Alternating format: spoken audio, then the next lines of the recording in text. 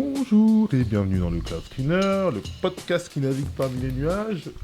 Je suis Anthony Monté, le fondateur de Cloud Mercato, et comme d'habitude, je suis avec mon comparse de tous les jours, monsieur Jérôme Blin.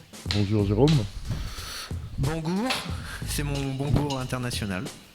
Bonjour. Tu sais que l'autre jour, j'ai eu une embrouille avec je sais plus qui me disait que J en espagnol se prononce che, et qu'on dit chamon et tout. Et là, tu me dis G, et G se prononce... Enfin, non, c'est trop compliqué. Tu fais des choses trop compliquées pour moi, Jérôme. Arrête, s'il te plaît. Pardon. Bonjour alors. Et je suis également avec Kevin. Bonjour Kevin. Ouais, bonjour. Merci pour l'invitation. Aucun souci. Merci d'être resté là après je sais pas combien de minutes de retard que j'ai pu avoir aussi. Alors, en ce moment, je suis pas hypé par les LLM, mais je suis chaud dessus. Mais vraiment chaud bouillant. Je fais pas mal de choses pour ma propre curiosité, pour vous aider dans votre curiosité à vous, pour mes clients aussi. Et notamment tester les performances des LLM. Tester les performances, que ce soit au niveau rapidité de lecture, rapidité d'écriture, que ce soit tester les performances au niveau qualité. C'est-à-dire, quand je pose une question, est-ce que on me répond comme un Dumby ou est-ce qu'on me répond comme un Einstein? Et du coup, moi, je me plonge dans Oliama. Et la plus grosse raison, en fait, c'est pas tant la curiosité, c'est parce que j'ai envie de devenir utilisateur de CLLM, et pas un utilisateur simple, un utilisateur relativement avancé. Et quand on est utilisateur relativement avancé, bah, il nous faut des métriques pour savoir, parce que sur les LLM, on a une cinquantaine de modèles qui sont existants, avec différentes options, différentes tailles, et on peut pas y aller à l'aveugle, à part si on est incompétent. Et du coup, bah, moi, j'ai besoin de faire des tests, j'ai besoin d'avoir de l'expérience, en fait, dans ce milieu. Et comme je disais, bah, donc, j'ai lancé une suite de benchmarks qui permet d'avoir plein de résultats, qui permet de satisfaire, j'espère, votre curiosité si vous avez la même que moi. Et j'ai eu un intervenant qui est venu un jour, qui m'a dit les LLM c'est sympa, c'est bien, mais en fait il y a d'autres techniques les gars. Il y a d'autres trucs pour arriver à des résultats. Et il m'a mis un point d'interrogation comme ça au niveau du crâne qui est resté pendant 3 jours. J'étais dans mon lit à 2 heures du matin, j'avais ce point d'interrogation qui était là. Mais de quoi il me parle? C'est quoi ces techniques? Mais les GPU ça coûte cher et s'il y a d'autres moyens, je devrais aller les regarder. Et du coup, ce gars-là, c'était Kevin en fait, qui m'a dit moi je travaille chez Golemia et on fait de l'IA symbolique. Alors l'IA symbolique, c'est quelque chose que j'ai entendu de loin il y a longtemps quand je m'étais intéressé à tout ce qui est IA et toutes les techniques pour faire de l'IA. Ce qu'il faut savoir, c'est que bah, tout ce qui est intelligence artificielle en fait existe depuis les années 50 à peu près. Ouais, Et années 50, années 60. c'est ça, et que il y a eu beaucoup de techniques qui étaient dispo, qui n'étaient pas faisables, tout simplement parce que le hardware, la technologie du hardware ne nous permettait pas de le faire. Et surtout, il y a des mathématiciens et des statisticiens qui étaient très chauds pour ce qu'ils faisaient, mais étant donné qu'ils n'arrivaient pas à des résultats probants, bah, on leur a coupé les budgets plusieurs fois. Et ce qui fait que c'est que depuis les années 90, voire 2000, que l'IA est en poupe, que l'IA nous montre beaucoup de choses. Mais cette IA qu'on voit tous les jours, qui a vraiment le vent dans le dos, c'est une IA à base de réseaux de neurones. Ce qu'on utilise tous les jours. Donc, deep learning, machine learning, deep learning, aujourd'hui LLM, tout ça, c'est des réseaux de neurones. Alors que bah, le truc de Kevin, c'est du symbolique. C'est symbolique. Qu'est-ce que c'est, ce symbolique? Et en fait, bah, vu que j'ai aucune idée de quelle est cette technique qui a été inventée il y a 70 ans, qui apparemment aujourd'hui trouve un intérêt grandissant, vu que je n'ai aucune idée de ce que c'est, bah, j'ai invité Kevin, qui va nous donner quelques informations, à qui je vais pouvoir poser des questions là-dessus. Qu'est-ce que c'est? Où est-ce que c'est? Comment ça? Pourquoi est-ce que sa boîte fait ça? Comment ça se fait qu'ils ne se sont pas fait submerger par la vague des LLM? Et plus encore. Donc, Kevin, est-ce que tu es prêt pour toutes ces questions? Oui, voilà, je suis prêt. Bah, On pourra même vas-y. échanger, si tu veux, Anthony, on pourra même échanger par la suite sur outre le fait de faire du LLM, on peut aller plus loin que le LLM. On peut l'agrémenter d'autres mécanismes qui, en effet, fiabilisent les réponses, te permettent d'agréger différents modèles en structurant au sein d'une base de données. Voilà, on a beaucoup de mécanismes qui sont aujourd'hui, on le vend dans le dos, comme tu disais, qui fonctionnent bien. Après, le facteur déterminant, ça reste la sécurité de la donnée. Donc finalement, en entreprise, c'est différent que dans son garage, si je puis dire. On peut s'amuser dans son garage à prendre un modèle et à l'explorer avec de la donnée dont finalement on a peu de conséquences derrière, mais en entreprise, il y a un facteur qui est primordial, c'est la sécurité de la data, la confidentialité de la donnée. C'est sur quoi en fait Golem travaille. Donc, pour vous présenter rapidement Golem, c'est une deep tech qui accélère la relation client des entreprises en simplifiant le traitement des messages entrants. Donc ça c'est le core business.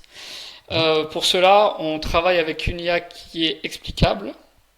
C'est là qu'en rentre en jeu le symbolique. Une IA de confiance, parce qu'on sait l'expliquer et on n'a pas besoin d'utiliser de la data pour pouvoir atteindre un seuil de fiabilité qui est aujourd'hui bien meilleur que l'IA générative, autrement appelée LLM. Et puis surtout, on est frugal. Alors frugal, ça intéresse beaucoup de monde parce qu'on est dans un monde qui est fini, c'est-à-dire qu'on ne peut pas étendre la ressource de façon illimitée.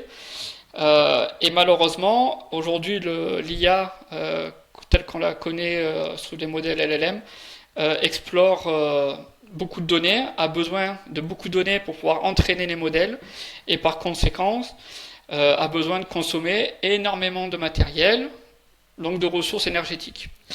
Donc ça, c'est la conséquence in fine du modèle LLM tel qu'on le connaît aujourd'hui.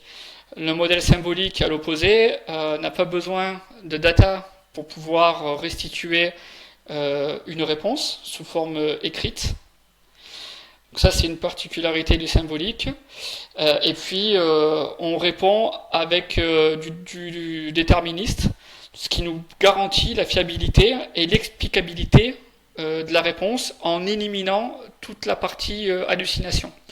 Et là encore, l'hallucination, c'est un problème du LLM, parce que le LLM, pour te répondre, a besoin, premièrement, d'avoir été entraîné sur énormément de volume, et non pas spécifiquement sur ton contexte à toi. Donc on pourra aller plus loin après avec le contexte. C'est vrai qu'aujourd'hui, on peut donner de la data au modèle de base pour pouvoir l'entraîner à notre tour avec du fine-tuning par exemple, afin de nous retourner des réponses qui nous concernent nous, dans notre contexte précis. Donc ça, c'est des modèles LLM privés que l'on entraîne, on héberge chez nous avec de la data qui est privée pour le coup et qui n'est pas soumis à des droits d'auteur par exemple ou à des droits de confidentialité pour des raisons de sécurité. Donc voilà ce que l'on fait chez Golem aujourd'hui en quelques mots, et c'est pourquoi les clients viennent chez nous, parce qu'ils y trouvent en fait un moyen de s'écarter de la consommation énergivore, d'avoir des réponses sans hallucination, comme on peut connaître avec du ChatGPT par exemple, ou bien encore d'avoir des tarifs qui sont non pas agressifs mais compétitifs. Voilà. D'accord. Voilà. Et la question qui me gratte le cerveau vraiment depuis tout à l'heure, c'est il faut quoi comme hardware pour faire tourner une IA symbolique? Alors, c'est justement la particularité de Golem, c'est qu'on n'a pas besoin de GPU. Vu qu'on n'a pas besoin d'entraîner un réseau de neurones, oui, ça va te vexer, j'imagine. On n'a pas de GPU en tant que tel pour faire tourner du symbolique. On ne fait tourner ça que sur du CPU. Donc du matériel probablement bien moins énergivore que du GPU, on peut en convenir. Et au-delà du CPU, il y a du matériel aujourd'hui qui est peut-être plus adapté à l'avenir, comme du NLU, du NLP, Voilà, donc ça c'est du matériel, je vais pas m'étendre dessus. C'est pas des choses que l'on voit fréquemment. C'est des technos qui émergent petit à petit, qui essayent de prendre leur place. Mais aujourd'hui, grosso modo, le marché il tourne sur du CPU. En tout cas pour l'IA symbolique et pour l'IA générative. Et elle tourne sur des cartes graphiques, donc autrement appelées GPU. Voilà. Donc voilà en quoi on n'est pas autant énergivore. On n'a pas de besoin de data, on ne consomme pas de GPU. Voilà, donc en fait, tu es en train de me dire que là, par exemple, moi, Anthony, j'ai envie de monter le Anthony's Cloud. Pour faire ce cloud-là, qui est un Anthony GPT, excuse-moi. Pour faire ce GPT, donc j'ai besoin de plein de data. Mais les gens ne se rendent pas compte le temps que ça prend pour avoir des data, même quand les datasets existent déjà. Donc j'ai besoin de récolter plein de data, j'ai besoin d'acheter un GPU à 30 000 balles. Et j'ai besoin d'avoir la technique pour entraîner ce GPU-là. Et une fois que j'aurai fait ça pendant, disons, 20 fois 2 semaines, simultanément, hein, puisque pour l'entraînement c'est quelque chose de relativement hasardeux, j'aurais dépensé peut-être, aller en tout jusqu'à là 100 000 euros. Et je serais pas sûr d'avoir un résultat. Et de l'autre côté, toi, tu me fais l'annonce, ouais, mais nous, t'inquiète, IA symbolique, t'achètes un CPU chez Intel, pire, tu prends du ARM, tu installes notre software. Quoi, la data? Non, non, non, non, non, pas besoin. Pas besoin d'aller en chercher. T'avais déjà téléchargé 2 Tera pour ton LLM. Ok, bon, c'est pas grave, t'en as plus besoin.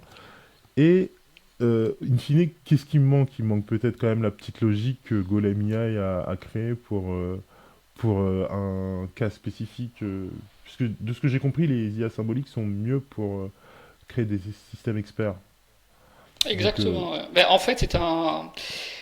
Bon, pour revenir sur l'histoire du modèle enfin, de l'IA générative, hein, donc comme tu l'as dit, c'est quelque chose qui remonte aux années 50-60, donc c'est pas nouveau à la base. Donc au tout début de ces ères-là, 1950, 1960, il y a eu 2 mathématiciens. Alors c'était des chercheurs en informatique et des psychologues de mémoire, voilà, qui essayaient de créer des modèles. Donc pour ça, ils ont mis en place des réseaux de neurones. Ces modèles-là, à la base, ils étaient censés générer des données séquentielles. Voilà, donc ça c'est l'histoire, des données séquentielles. Comme la parole par exemple, parce que la parole est séquencée. Donc ça ça permet justement avec la parole de pouvoir utiliser l'IA générative au travers du séquentiel. Ça c'est l'histoire. Et puis comme tu l'as expliqué, au fil des années, l'évolution tech se poursuivait. On était capable de construire de plus en plus de matériel, plus en plus de moins en moins de consommateurs d'énergie, tout en fournissant de plus en plus de ressources compute. Donc, ce qui a donné naissance dans les années 2000, à ce moment-là, du modèle que l'on connaît aujourd'hui et qui a pris son envol avec l'IA générative à partir de 2014, quand ChatGPT est arrivé. Donc voilà l'évolution rapide en quelques mots de ce qu'était l'IA générative à ses débuts et de ce qu'elle est devenue aujourd'hui, que l'on connaît tous avec le modèle GPT, qui est un modèle propriétaire et fermé. Il faut bien le souligner. Hein. Ça, c'est une différence qui est extrêmement importante pour nos data, que de savoir que le modèle il est fermé. C'est une boîte noire et finalement, on ne sait pas ce qui est fait de cette donnée une fois qu'elle a été envoyée pour X, Y raison. Donc Golem n'est pas un modèle génératif. Il faut bien le comprendre. Notre modèle-là est un modèle qui s'adapte au contexte du client. Donc, in fine, chez Golem, on a ce qui s'appelle des business analysts qui nous permettent de pouvoir affiner les réponses que l'on va apporter au client en fonction de son contexte. Donc aujourd'hui, on s'adresse particulièrement au marché de l'assurantiel, donc tout ce qui est assurance. Ça, c'est des marchés qui sont probablement les meilleurs pour nous, parce que c'est des marchés dans lesquels Golem apporte une vraie valeur. Voilà, on répond à une demande par email en générant nous-mêmes la réponse. Donc là, tu vas me dire, ah oui, mais si vous le faites aussi bien, pourquoi on va parler de modèles génératifs avec du LLM? Ben, ça, c'est une bonne question, Anthony. Parce que le modèle LLM, le modèle génératif, nous permet de faire ce que ne fait pas aujourd'hui le symbolique. C'est-à-dire toute la partie personnalisation de la réponse. Et ça, c'est extrêmement important. Parce que quand tu réponds à un email, ok, tu réponds à un email, tu envoies par email 2 plus 2, ça fait 4. Donc tu vas recevoir 4 comme réponse. On est d'accord, c'est magnifique. Par contre, on a des clients qui veulent aller un peu plus loin. Ils veulent avoir des réponses personnalisées avec une notion d'empathie. Comme si c'était un humain qui répondait à la place de l'ordinateur. Ça, c'est un vrai défi. C'est le défi d'aujourd'hui, en vérité. Finir les emails par Salut mon doudou, par exemple. Salut mon doudou. Exactement, en fait, c'est de mettre de l'affectif. Là où aujourd'hui, avec du symbolique, on ne peut pas le faire. Du symbolique, c'est déterministe. Donc tu apportes une réponse à une question. 2 plus 2, quel jour il fera demain, quel temps il fera demain en s'appuyant sur la météo, est-ce que le noir est différent du bleu, oui, non. Voilà, c'est du déterministe. Ce que apporte le LLM générative, c'est de la personnalisation, ce que le symbolique ne peut pas faire. C'est pourquoi Golem, dans les prochains mois, mais je ne pourrais pas en divulguer plus, apportera cette partie-là dans son business pour pouvoir justement permettre la personnalisation des réponses, l'empathie dans les réponses apportées à ses clients grâce au LLM. Donc on va pouvoir peut-être en parler ensemble. Qu'est-ce que l'on a mis en place? En tout cas, c'est des itérations que l'on fait chez nous, sachant que comme tout le monde, on est submergé d'informations, on est submergé de données, il faut les traiter. Et je ne parle pas que de la donnée de nos clients, c'est surtout la donnée que l'on nous envoie nous, que l'on lit à droite et à gauche. Il y a des news qui pop à droite et à gauche tous les jours, des modèles qui sont naissants, d'autres qui sont un peu plus anciens mais qui fonctionnent, qui ont fait plus ou moins leurs preuves, entre guillemets. Sachant que faire leurs preuves, on parle de modèles qui ont 2-3 mois, donc on ne peut pas appeler ça de l'historique. Voilà, donc il y a tous ces sujets qui aujourd'hui sont passionnants. Golem y prend part tout en s'appuyant sur son fort technique, ça reste le symbolique évidemment, c'est sa pierre angulaire, c'est ce qui fait sa force auprès du marché, et c'est pourquoi les clients ils viennent chez nous et ils vont pas ailleurs. Donc voilà, le symbolique a tout à fait sa place pour répondre à un contexte précis. Le génératif répond à un autre contexte qui est celui de la personnalisation de la réponse.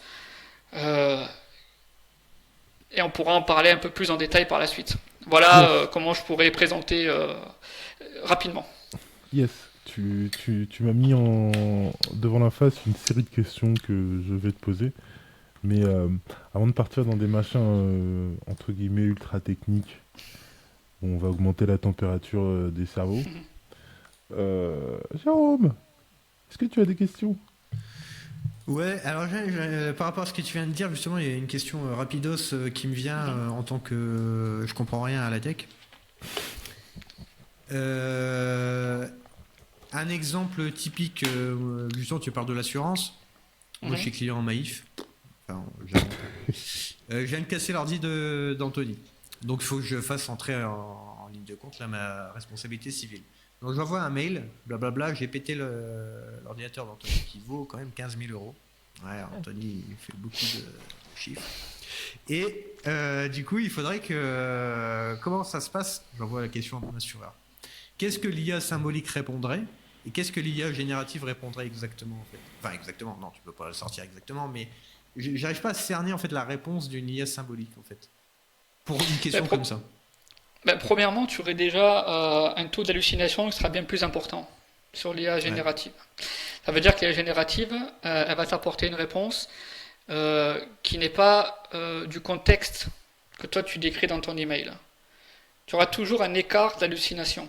Et l'hallucination, c'est quoi en fait? Parce que bon, faut bien définir les mots. Premièrement, la réponse que te donne un modèle LLM, c'est simplement une suite de mots, les uns après les autres, avec un facteur de poids. Donc quand tu as un modèle qui va te répondre, elle va te répondre en alignant des mots. Sauf que le modèle en lui-même, il ne sait pas qu'est-ce qui t'a répondu. Il a juste aligné des mots, les uns à la suite des autres, en mettant un poids sur chacun.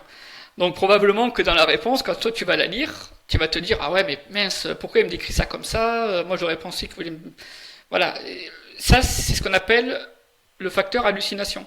Il t'allume des mots les uns à la suite des autres.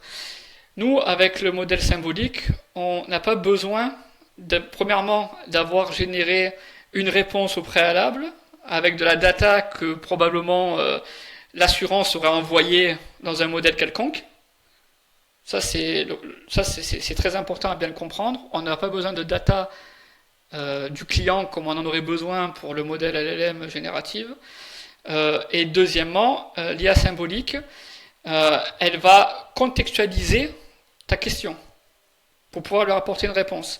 Donc, on n'aura pas cette notion d'empathie, on ne pourra pas s'adapter au ton que l'on va mettre dans la réponse, mais la réponse sera, comme déjà dit, déterministe. Donc, elle va clairement répondre à ta question. Tu n'auras pas un phénomène hallucinatoire, parce que l'IA générative va halluciner. Elle va forcément puiser la réponse dans un groupe de mots qu'elle aura déjà, elle, entraîné au préalable dans un modèle qui n'est pas celui probablement de l'assurance. Faut être clair. On verra ça par la suite avec des modèles fondations, ce qu'on appelle les modèles fondations. Alors que nous, le modèle, l'IA a été entraîné selon le contexte du client dans lequel on va générer la réponse. Ça, c'est extrêmement important. Donc le client, il va nous adresser son contexte. Il est configuré chez nous avec des business analysts, dont c'est le métier, durant quelques semaines. On peut appeler ça une phase de build. Voilà, en informatique, c'est une phase de build. Et une fois que le contexte il a été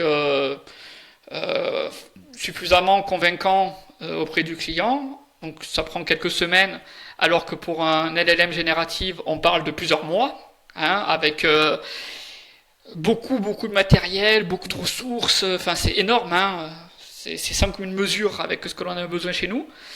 Donc on parle de quelques semaines au lieu de quelques mois. Le modèle est mis en production. Question. Tu parles de l'assurance. C'est un exemple de client que l'on a, oui. Ouais. Mais en fait, moi, ça me fait penser à. Enfin, il y a trois domaines en général. Il faut. Voilà, tu vas comprendre. Assurance, banque, santé. C'est trois trucs. Il faut faire gaffe aux informations qu'on divulgue, etc. Absolument. Comment ça se passe? Donc, tu avais dit que l'IA symbolique, ça allait encore au niveau du traitement des data, si je dis pas de bêtises. On n'a pas besoin de data. On ne collecte pas. On ne collecte pas. En fait, il faut bien comprendre ce que c'est déjà un modèle génératif pour comprendre par la suite ce que c'est le modèle symbolique. Parce que c'est vrai qu'aujourd'hui, il y a une hype sur le génératif. On la met à n'importe quelle sauce, dans n'importe quelle assiette. Tout le monde en mange, sans savoir ce qu'il mange en vérité. Ça, c'est un manque, malheureusement, je pense que c'est du fait probablement de ceux qui les font, ne pas vouloir trop en dire. Ouais. Donc là, typiquement, si on reprend l'exemple de l'assurance ou du bancaire qui a besoin effectivement de sécurité de la donnée, ça fait partie de leur métier, eux, ils sont incapables aujourd'hui d'utiliser un modèle qui est public, sur un cloud public, accessible par tous, et d'envoyer de la donnée d'un client tout en prétendant être RGPD, ISO, etc. S'il dirait ça, c'est de la pub mensongère. On ne peut pas le faire. Donc pour éviter ça, on a ce qui s'appelle des modèles fondations. C'est des modèles libres, pour la plupart du temps. On pourra en parler. On a Mistral AI, qui est français. C'est une boîte française, pardon. Une des belles pépites là, que l'on a en France sur l'IA, c'est Mistral, clairement. Qui fait concurrence avec Meta, donc la boîte de Zuckerberg avec Facebook derrière. Donc Meta commercialise sous le modèle open source. Donc la donnée, elle est forcément utilisée quelque part, mais je n'entrerai pas dans ce détail-là. Donc aujourd'hui, on a deux modèles qui se battent sur le terrain du privé, du modèle privé installable à la maison. C'est le modèle Meta au travers d'Olama, comme tu l'as essayé Anthony, et bien le modèle Mistral. Donc on a Mistral et Mixtral. On en parlera par la suite. Il y a encore là une distinction à faire. Mistral et Mixtral. Donc nous, on utilise Mixtral, pour rien vous cacher, qui apporte, de notre point de vue, un meilleur ratio pertinence, performance, coût. Extrêmement important pour notre business. Donc, on pourra détailler par la suite Mixtral. Donc voilà, ces deux modèles-là sont exploitables à la maison, si je puis dire, installés sur vos propres serveurs, sans avoir à vous soucier finalement de mon modèle, il est sur Internet, il est hébergé par un provider, le provider, je ne sais pas trop. Finalement, d'autant plus, c'est que beaucoup ignorent, mais un modèle comme GPT, il est exploitable. J'entends par là que si vous avez un peu de connaissances en informatique et vous êtes bidouilleur, dans le sens noble du terme, vous avez la capacité de restituer de l'information qui a été poussée par d'autres dans le modèle. Et ça, c'est extrêmement dangereux. Ça veut dire que si vous avez la donnée qui est critique, qui a été envoyée, et là je prends l'exemple d'une boîte américaine, il n'y a pas si longtemps que ça, qui a invité ses collaborateurs à ne pas envoyer de la donnée de l'entreprise dans ChatGPT, c'est parce que justement, de la donnée a été récupérée par d'autres qui n'auraient pas dû sortir de l'entreprise. Donc voilà, il faut bien comprendre l'enjeu derrière le modèle public d'un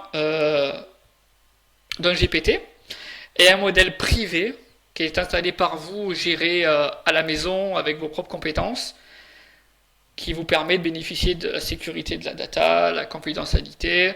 Bien sûr, ça vous demande de la connaissance, mais derrière, ça vous permet en effet de justifier ce pourquoi vous le mettez en œuvre. En fait, là où je voulais en venir aussi, c'était est-ce que l'IA est-elle éthique, surtout dans ces domaines bancaires, santé, assurance? Ouais, excellente question. Et aussi, ça me rappelle un truc sur un sujet pour lequel on avait parlé il y a quelques mois, je crois. C'est est-ce que il faut désormais bien légiférer à ce sujet, ou attendre encore de développer plus de tech, plus de compétences et de savoir-faire avant de pouvoir légiférer? C'est une bonne question. Le terrain de la loi, parce que là en fait on parle de la loi, hein. Donc clairement, qu'est-ce que la loi nous permet pas? C'est difficile à répondre parce qu'en fait on a deux modèles qui s'opposent aujourd'hui. On a le modèle américain qui a tendance à laisser faire jusqu'à temps que ça soit établi et qu'on pose les briques de la loi. Donc ça c'est l'Amérique peut-être qu'on a connu aujourd'hui. On laisse faire, une fois que ça marche, on pose des briques pour pouvoir continuer à étendre, tout en légiférant. Et on a le modèle européen qui est à l'opposé. Dans le sens où le modèle européen, lui, va pas attendre. Il va poser la brique, et c'est à toi, petit maçon, avec ton marteau, de taper sur la brique. Sauf que si tu tapes trop fort, le régulateur, il te met dehors. Ça, c'est tout le problème. Donc on a deux modèles qui s'opposent. Le modèle américain, le modèle européen. Je ne vais pas parler du modèle chinois qui est très particulier parce que le modèle chinois, c'est grosso modo, il faut suivre la ligne qui est dictée, autrement tu sors des rangs. Et Alibaba en a fait l'exemple, hein, ils ont développé Alipay. Alipay, c'est passé à la trappe. Voilà, ça a été pris, on n'en a plus parlé. Donc voilà, je vais m'écarter du modèle chinois qui est un modèle particulier, mais c'en est un. Je vais plutôt me concentrer sur le modèle américain et européen qui aujourd'hui s'oppose sans vraiment l'être, parce que les Américains, on le sait très bien, sans le dire, ils ont la même mise sur la tech européenne. Donc ce qui est fait en Europe et ce qui marche, généralement, est racheté par la suite par les Américains. Donc oui, on a une vraie difficulté avec ça. On est confronté au modèle américain qui préfère laisser faire chez eux, tout en imposant des lois chez les autres. Ça, c'est extrêmement important de le rappeler. Jusqu'à temps qu'en effet, ça marche chez les autres pour acheter.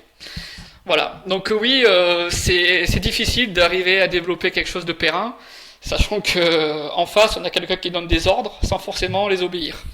C'est clair. Voilà ce que j'en pense, sans rentrer dans les grandes lignes. en Europe, on a l'IA Act qui a été acté récemment, qui impacte positivement pour le moment, je dois dire, parce que ça évite que des modèles américains puissent rentrer dans nos dans nos grandes institutions. C'est bien. Ça met certaines limites, donc ça évite que ces modèles comme Llama prennent de la place sur des modèles européens. Ouais. Mais à contrario, ça freine probablement l'innovation en mettant trop de règles. Mais encore, je suis peut-être pas le meilleur pour en parler. Il faudrait peut-être voir avec nos chers, avec Bruxelles par exemple. Voilà, pour ne pas les nommer. Voilà ce que je peux en dire sur les deux modèles aujourd'hui qui s'opposent. Dernière petite question, après je te rends le micro, Anthony. Toi personnellement, est-ce que tu te sens professionnellement, je veux dire, pardon. Est-ce que tu te sens en danger avec l'IA en tant qu'ingé?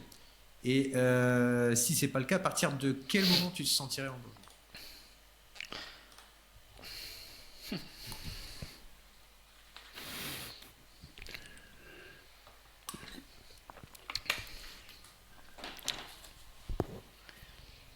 Il y a un lag ou on m'entend plus? Non, oui. Bonne réflexion, ça pose. Ah, pardon. Non, mais je pense que c'est une réflexion philosophique. À quel moment l'IA peut me remplacer? Ouais.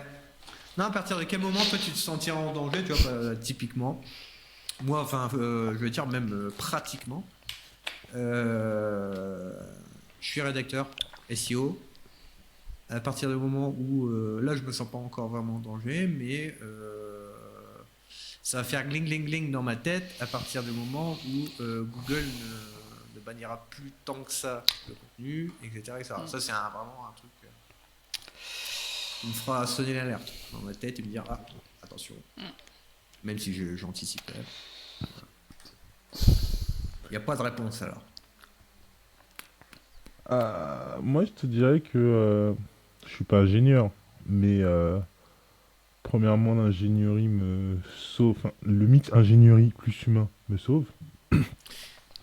Parce que je suis la porte à l'ingénierie pour les autres humains. Absolument. Et ensuite, j'essaye pas de prévoir parce que on se rend compte que l'IA fait comme les records olympiques, par exemple, les records sportifs, par palier. C'est-à-dire que pendant 10 ans, il n'y a pas de record, et d'un coup, pendant 1 an, il va y avoir 4 records pétés, tu vois, dans une même discipline.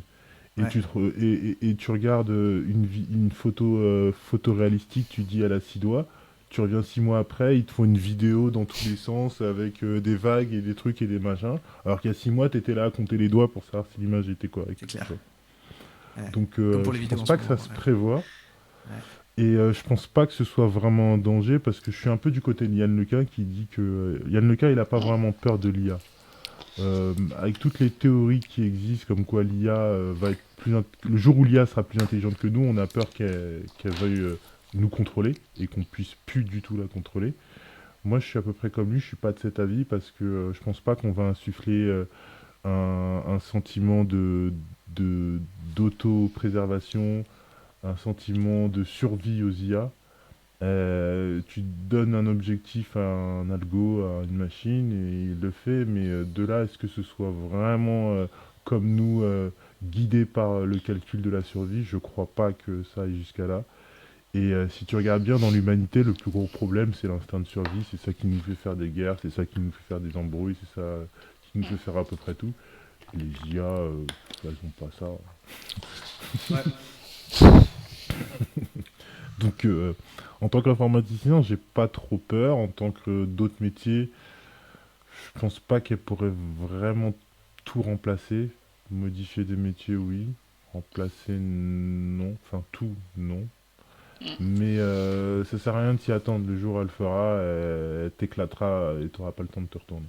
Ouais. Avec qui? Ok. Je sais pas si tu voulais compléter ça, Kevin. Oui, moi je suis à peu près d'accord. Je pense qu'elle va nous compléter. Elle va pas nous effacer de la surface de la Terre. Ça je pense qu'on est tous d'accord. On sera toujours là demain, comme on l'était hier. Par contre, il y aura probablement, et c'est déjà le cas, il ne faut pas se le cacher, des transformations dans beaucoup de métiers.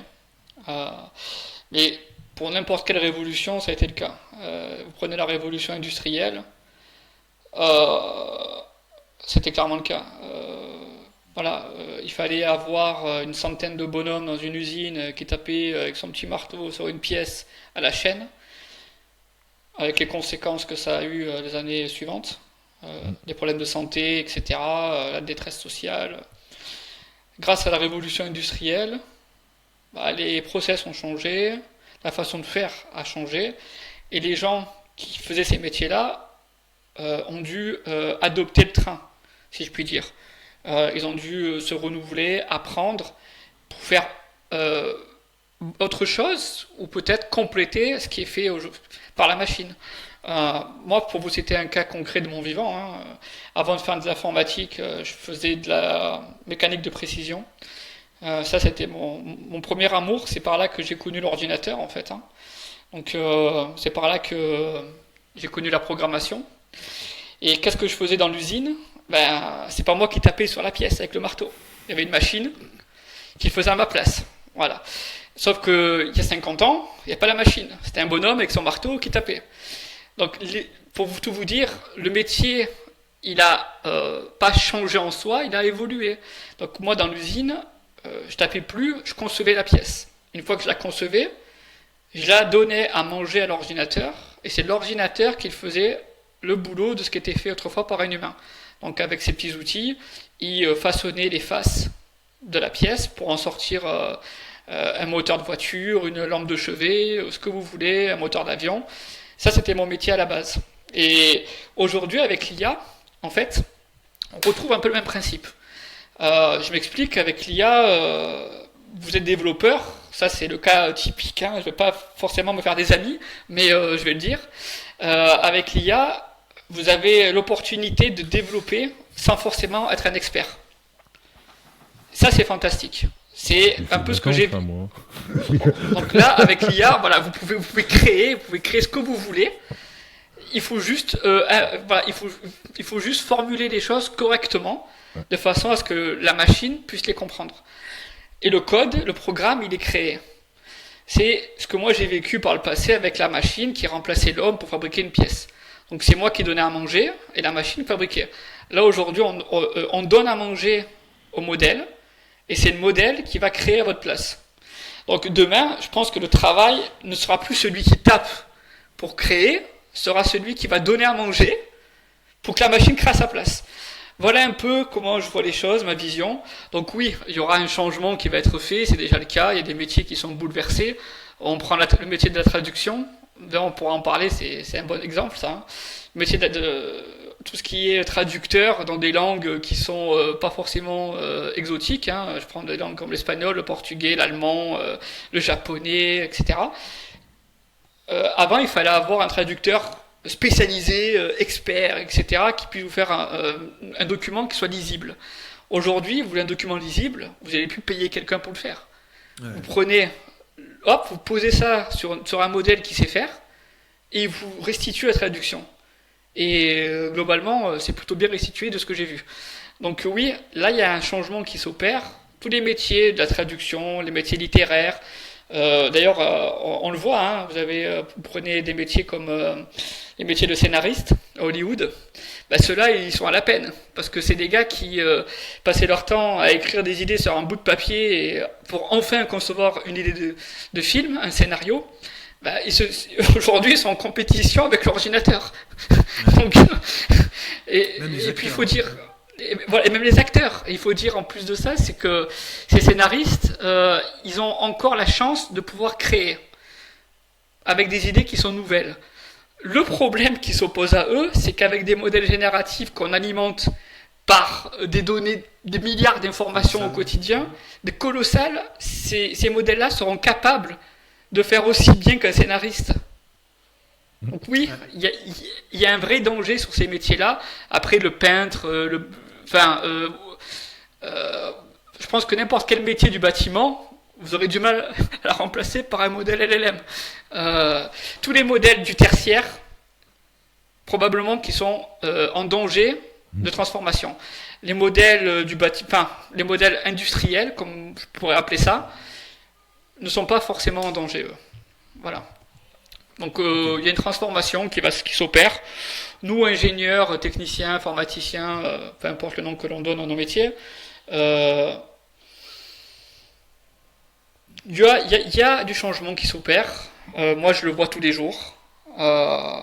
L'IA aujourd'hui, elle est capable, si on fait bien les choses, de générer, comme je l'ai expliqué, générer un programme, concevoir un site internet, des choses qu'il fallait il y a quelques années avoir quelqu'un dont c'était le métier. Là aujourd'hui, vous pouvez vous documenter en quelques lignes, en quelques clics, vous avez l'information suffisante pour pouvoir alimenter. Et puis voilà, le modèle est créé par la suite. Donc oui, ça ne sera pas personnalisé comme vous le voulez, exactement, etc., comme un humain pourrait le faire. Mais vous avez 80-90% du boulot qui est fait, en vérité. Le reste, c'est de la finition. C'est exactement ce que j'ai vécu par le passé. C'est un métier de finition. L'ébauche, elle est là. Le brut, il est là. Après, c'est vous, avec vos compétences, votre savoir, ce que vous amenez, la petite graine, qui fera la différence. Et je te rejoins, Anthony. La différence aujourd'hui, dans le monde de la tech, c'est de pouvoir arriver à pouvoir communiquer correctement les choses, sachant qu'on n'est plus obligé de les faire parfaitement par nous-mêmes. Ouais. Donc en gros, on va mieux s'exprimer grâce à l'IA. On s'exprime mieux, ça nous force à mieux s'exprimer grâce au prompt. Oui, totalement. Je suis totalement aligné avec ça. Ouais. Okay. Je pense que ça nous apprend à mieux réfléchir, parce que l'IA nous oblige à synthétiser au mieux ce que l'on souhaite finalement avoir comme réponse sous forme de texte, d'image, de visuel, peu importe. Mais ça nous oblige à bien formaliser ce que l'on souhaite faire et avoir comme résultat. Chose que l'on n'avait pas avant en fait. Dans mes expériences passées, j'avais pas besoin d'avoir cette granularité dans l'expression, d'aller aussi loin dans mes précisions. Là aujourd'hui avec l'IA, si je veux avoir du résultat pertinent, j'entends, je suis obligé de m'exprimer clairement, d'avoir un objectif visé quand je l'exprime dans le modèle, et une fois qu'il est bien exprimé, le modèle il peut par la suite le traiter et me donner une réponse qui va qui par conséquent est la bonne. Voilà. Ouais. Donc oui, ça nous oblige. On pense toujours, ça dépend qui, mais il y a toujours son mode de fonctionnement, mode de moteur de recherche, 3 mots-clés, et puis basta. Alors que maintenant, il faut contextualiser, etc. Exactement. Il faut faire mieux que ce qui est. Ouais, il faut clairement faire mieux avec de la recherche, comme on faisait sur Google auparavant. En quelques mots, on a un résultat qui s'affiche. Aujourd'hui, en quelques mots, vous avez n'importe quoi qui s'affiche. Si vous l'envoyez dans un modèle. Donc oui, on voit la différence. Clairement. Voilà. Donc c'est passionnant, c'est un sujet qui est passionnant. Moi, je le découvre au fur et à mesure du temps. Parce que ça évolue tous les jours. Donc en effet, c'est un métier d'autodidacte. Avant même d'être un métier d'universitaire qui ont la tête dans leur livre toute la journée, c'est un métier de bidouilleur, je pense. Il faut énormément se documenter, il faut expérimenter. Et puis oui, en effet, si vous lisez un minimum, tout ce qui est pondu par les littéraires, l'universitaire, c'est un plus pour n'importe qui. Voilà. Ça vous fait gagner énormément de temps. Clairement. Il y a un point de comparaison que j'aimerais faire entre l'IA symbolique et les génératives, enfin du moins les réseaux de neurones tels qu'on a aujourd'hui. C'est que moi je suis en train de tester la qualité des réponses que peuvent me donner les différents LLM. Et donc je cherche des différents datasets avec des questions en différentes langues, en différents thèmes. Et basiquement, dans les thèmes que j'ai récoltés, dans les thèmes qui sont généralement utilisés par les testeurs vis-à-vis des IA, il y a d'abord la capacité de coder, la capacité d'extraction d'idées depuis du texte, la capacité de connaissance humaine, c'est-à-dire le PSG est à Paris, Gengis Mhm. Khan vient de Mongolie, par exemple, c'est des connaissances humaines. Le raisonnement mathématique, le raisonnement logique tout court, le roleplay, STEM, STEM qui est un acronyme anglais pour dire sciences, techniques, je sais plus quoi et je sais plus quoi. En gros, c'est le bac S, voilà, cherchez pas. Mhm. C'est Mhm. Mhm. tout ce qui est scientifique en gros. La vision, c'est moi qui ai rajouté, parce que les IA aujourd'hui, les LLM ont aujourd'hui la capacité de voir des images. Et Ouais. l'écriture qui peut être un blog, un poème, un livre, un scénario, peu importe. Ces 10 catégories-là, les LLM essayent d'être plutôt généralistiques, d'être plus ou moins bons dans tout et d'arriver à, quand on fine-tune, à être meilleur dans un domaine, sans non plus être dans les catégories que je viens de citer. C'est-à-dire que, par exemple, writing, la plupart des LLM savent écrire. On lui donne un peu de contexte, on lui donne un bon prompt, elle saura faire une phrase. Mhm. Le reasoning, là, on est clairement sur de l'intelligence de LLM. Je lui donne un texte, est-ce que tu es capable de comprendre que il est 10 heures du matin, le soleil est par là, donc à l'ouest, il y aura de l'ombre. Des choses comme ça. Des logiques qui peuvent aller loin que si on réfléchit pas. Voilà. Mhm. Extraction, pareil, c'est de la logique. Et du coup, moi, quand je teste, à peu près toutes les LLM sont pareilles dans certains domaines. Pour ce qui est du scientifique et de la connaissance, plus une LLM a de neurones, plus elle sera capable de me donner des bonnes réponses. Mais au-delà de ça, je teste la LLM sur la qualité de la réponse, mais aussi sur la cohérence du langage, sur la capacité à avoir un langage correct dans le sens où je répète pas 50 fois les mêmes mots. Enfin, j'ai d'autres critères de Mhm. notation. Et là, on peut voir que les meilleures IA, clairement, sont celles qui parlent le mieux, qui donnent leurs sources, qui font les choses, etc. Mais pour en Les revenir modèles aux 10, ouverts. exactement. Et justement, Mhm. il y a un dataset de questions qui s'appelle le Bull Q, qui est très intéressant parce qu'en fait, c'est des questions fermées. Et pour l'instant, je ne l'intègre pas parce que moi, j'ai 10 000 questions et quelques dans mon truc, et Bull Q, c'est 10 000 questions. Donc, j'ai pas envie de me faire fouder pour l'instant. Mais voilà, entre questions ouvertes, questions fermées, une LLM peut faire la tambouille, mais il y a symbolique dans tout ça. Si je veux répondre à des questions, je sais pas, en maths, est-ce que je devrais trouver d'abord un expert en maths qui va me faire mon modèle de réponse aux questions mathématiques? Non, ça ne conviendra pas. Le modèle symbolique, il n'est pas adapté à ce type de sujet-là. D'accord? Pour ce type de sujet, il faut clairement se tourner sur du génératif. Euh, Ça, pour répondre clairement hein, à ce que tu demandes, on est capable de le faire.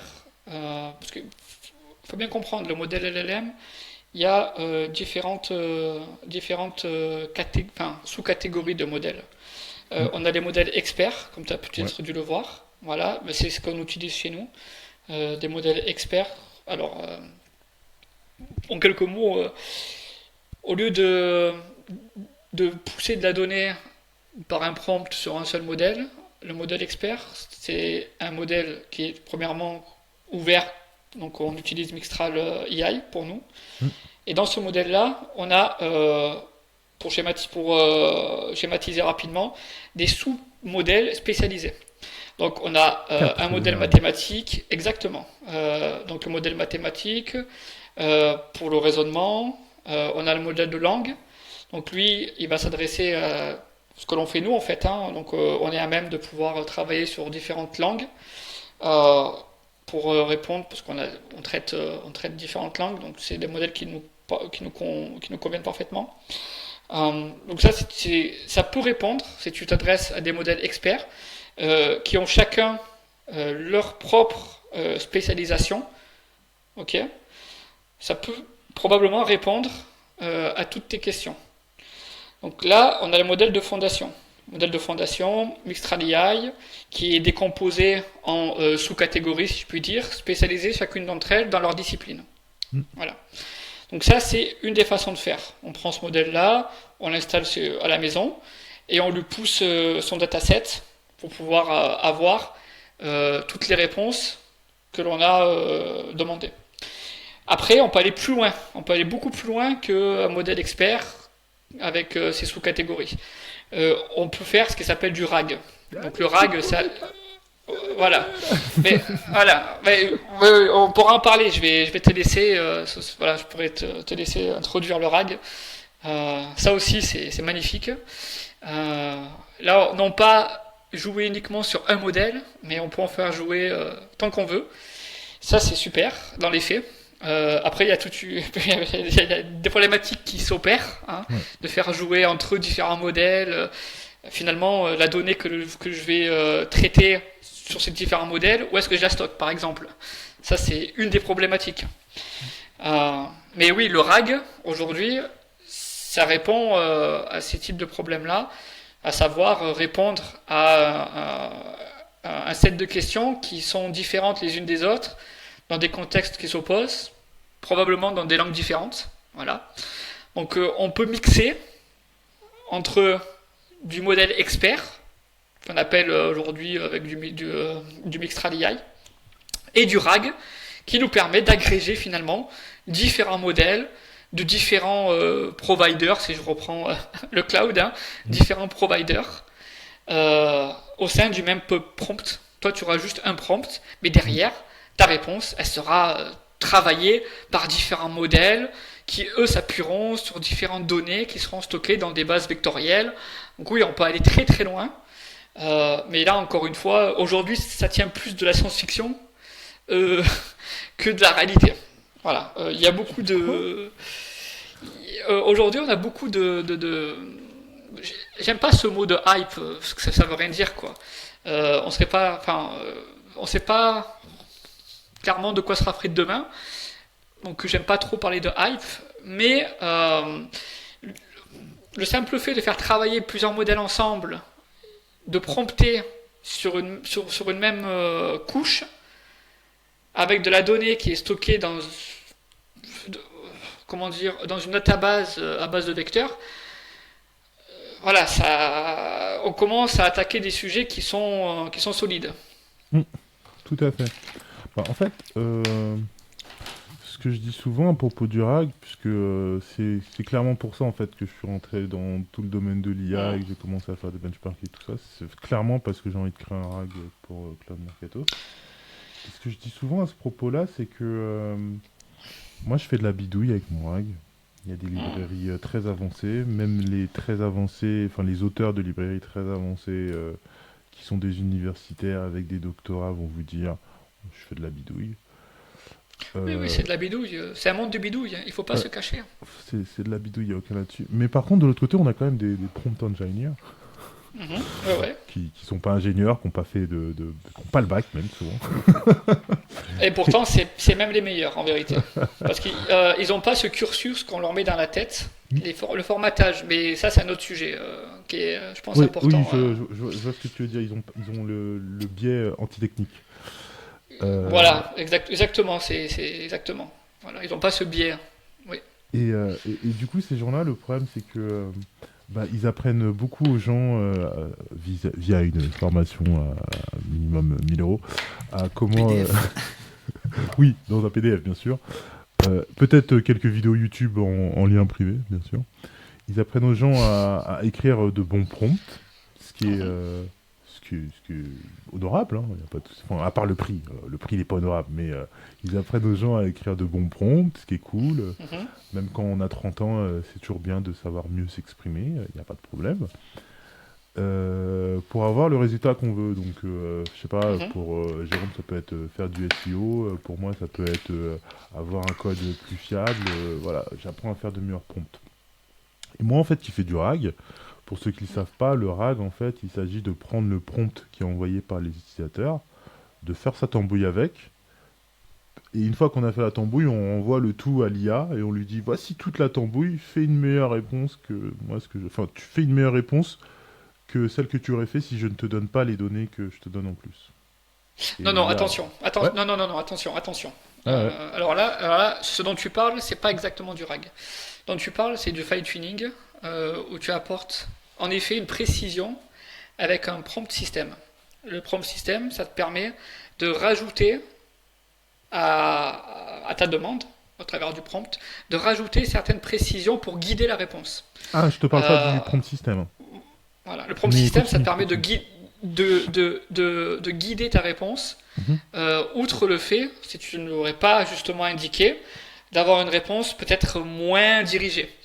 Euh, voilà, avec un prompt system, tu diriges la réponse en guidant, par exemple, on peut prendre, je ne sais pas, tu peux, si on reprend l'exemple de tout à l'heure avec Oui, l'assurance tu peux lui de donner Madame un Michou, métier, là, une fonction voilà, facilement à tu ton peux lui numéro. dire, voilà, Madame Michou, bonjour, j'ai perdu ma clé de voiture, est-ce que l'assurance la couvre? Donc là, ça c'est une réponse que tu peux formuler à travers un prompt.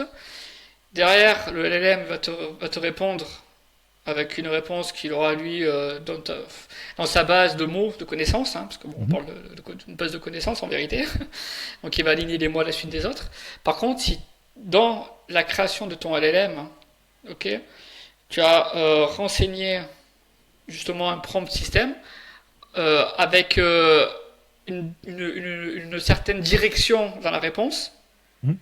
la réponse sera formulée autrement et surtout tu pourras guider. Par exemple, au lieu de dire merci, à bientôt, tu peux dire ne remerciez pas la personne. Ouais. Et donc là, tu auras dans la réponse un email brut sans remerciement. Ouais, elle a qu'à être plus sympa et payer Tu plus vois? cher. Donc ça, c'est un exemple de comment on pourrait implémenter Personnalisé. rapidement un prompt system, personnaliser la réponse en supprimant le remerciement, en supprimant le bonjour, en remplaçant le bonjour. Tu peux faire C'est énormément de choses pour guider. tu mets un Voilà. système prompt le lundi qui dit nous sommes lundi, tu dois être antipathique et tous les lundis, Exactement, l'IA sera les jours de la antipathique. semaine, exactement. Tu peux faire à peu près ce que tu veux avec. Voilà, bon là c'est du fine tuning. Je pense que le RAG c'est Euh, non, un justement autre niveau. pour moi là ce n'est pas du fine tuning, pour moi c'est juste de l'ingénierie prompt, j'ai envie de dire. Mhm. Là où est-ce que le RAG est un hack, c'est vraiment dans le fait qu'on crée une application entre le user et son prompt et l'IA finale qui répond aux questions. Et après, peu importe ce que vous faites dans cette application, le but Mhm. c'est toujours de rajouter du contexte à l'IA par rapport à la question de base qui est posée. Donc le contexte, ça peut être quelque chose de tout bête. Par exemple, je reçois une réponse de Kevin, je dis à l'IA, cette réponse est de Kevin, fais très attention parce que Kevin, c'est un haut au niveau des réponses.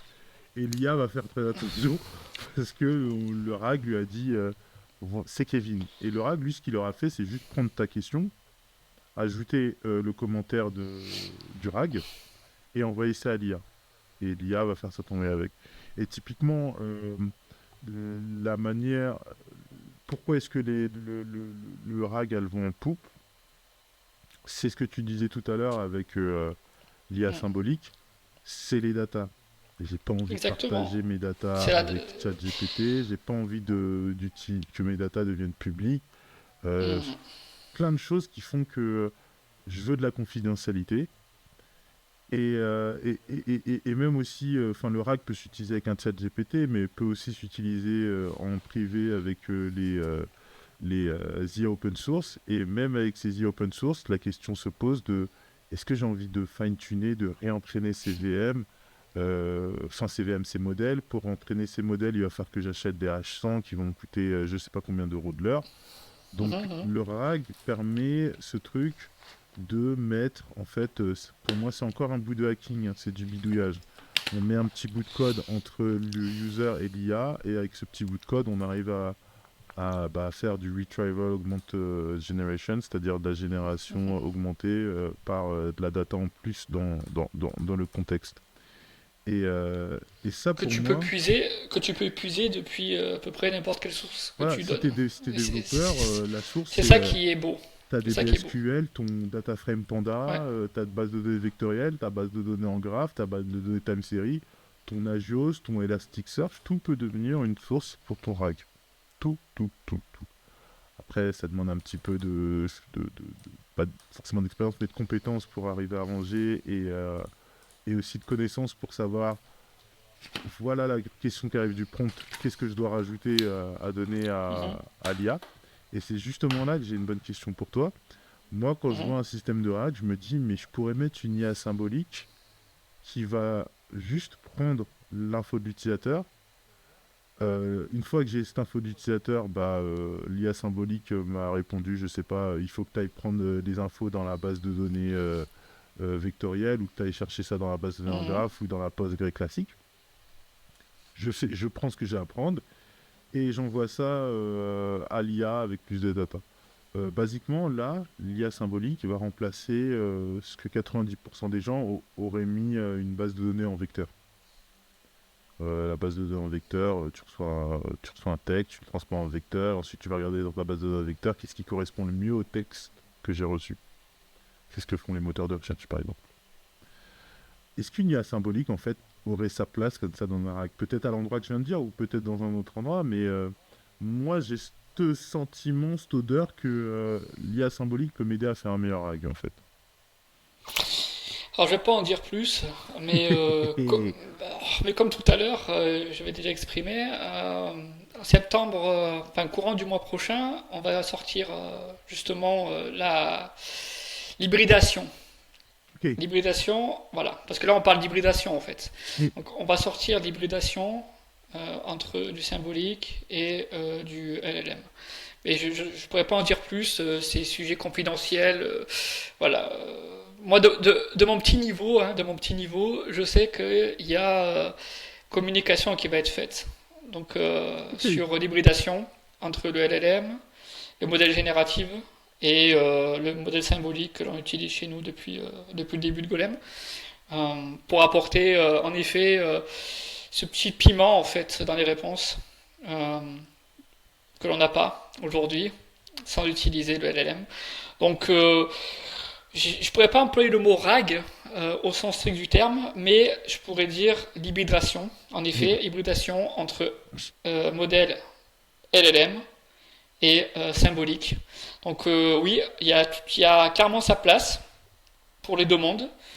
En tout cas chez nous, on a clairement la place du symbolique avec du LLM. Le LLM pour certaines particularités, hein, je dis bien certaines particularités, ça va pas remplacer du tout le symbolique parce que la raison d'être du LLM n'est pas la raison d'être du symbolique, donc on peut pas remplacer l'un par l'autre.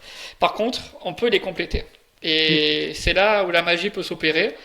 Mais je pourrais pas dévoiler exactement les contours. Voilà, faudra attendre un peu. Hein, je tease la sortie.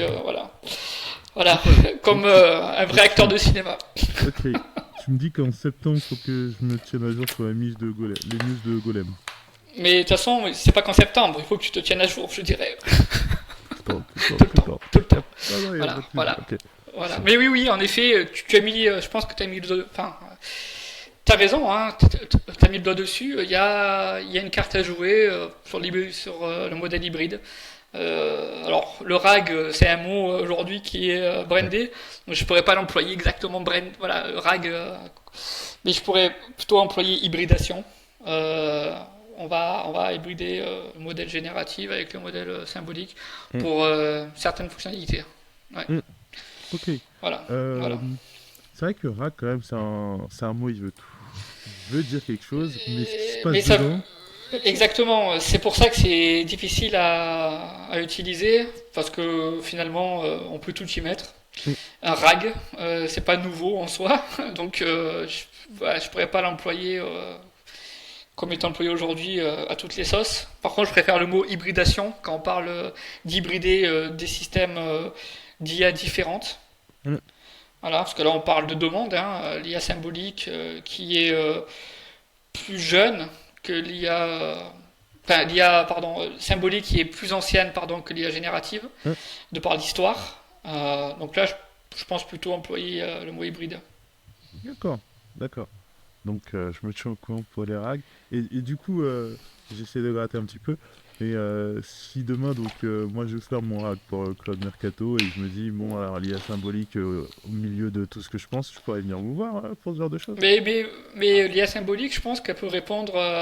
D'ailleurs, on a quelques personnes chez Golem qui aiment bien expérimenter des choses qui sont pas courantes, en tout cas chez Golem. Ne serait-ce que pour faire de la découverte de use case ou poker, enfin des choses qui sont du métier de tech. Hein. Ouais. Donc, oui, n'hésite pas si tu as des besoins ou tu présages, tu vois. Il faut venir taper à la porte et puis tu pourras en discuter en effet avec les cerveaux de l'IA symbolique chez Golem. D'accord. Voilà.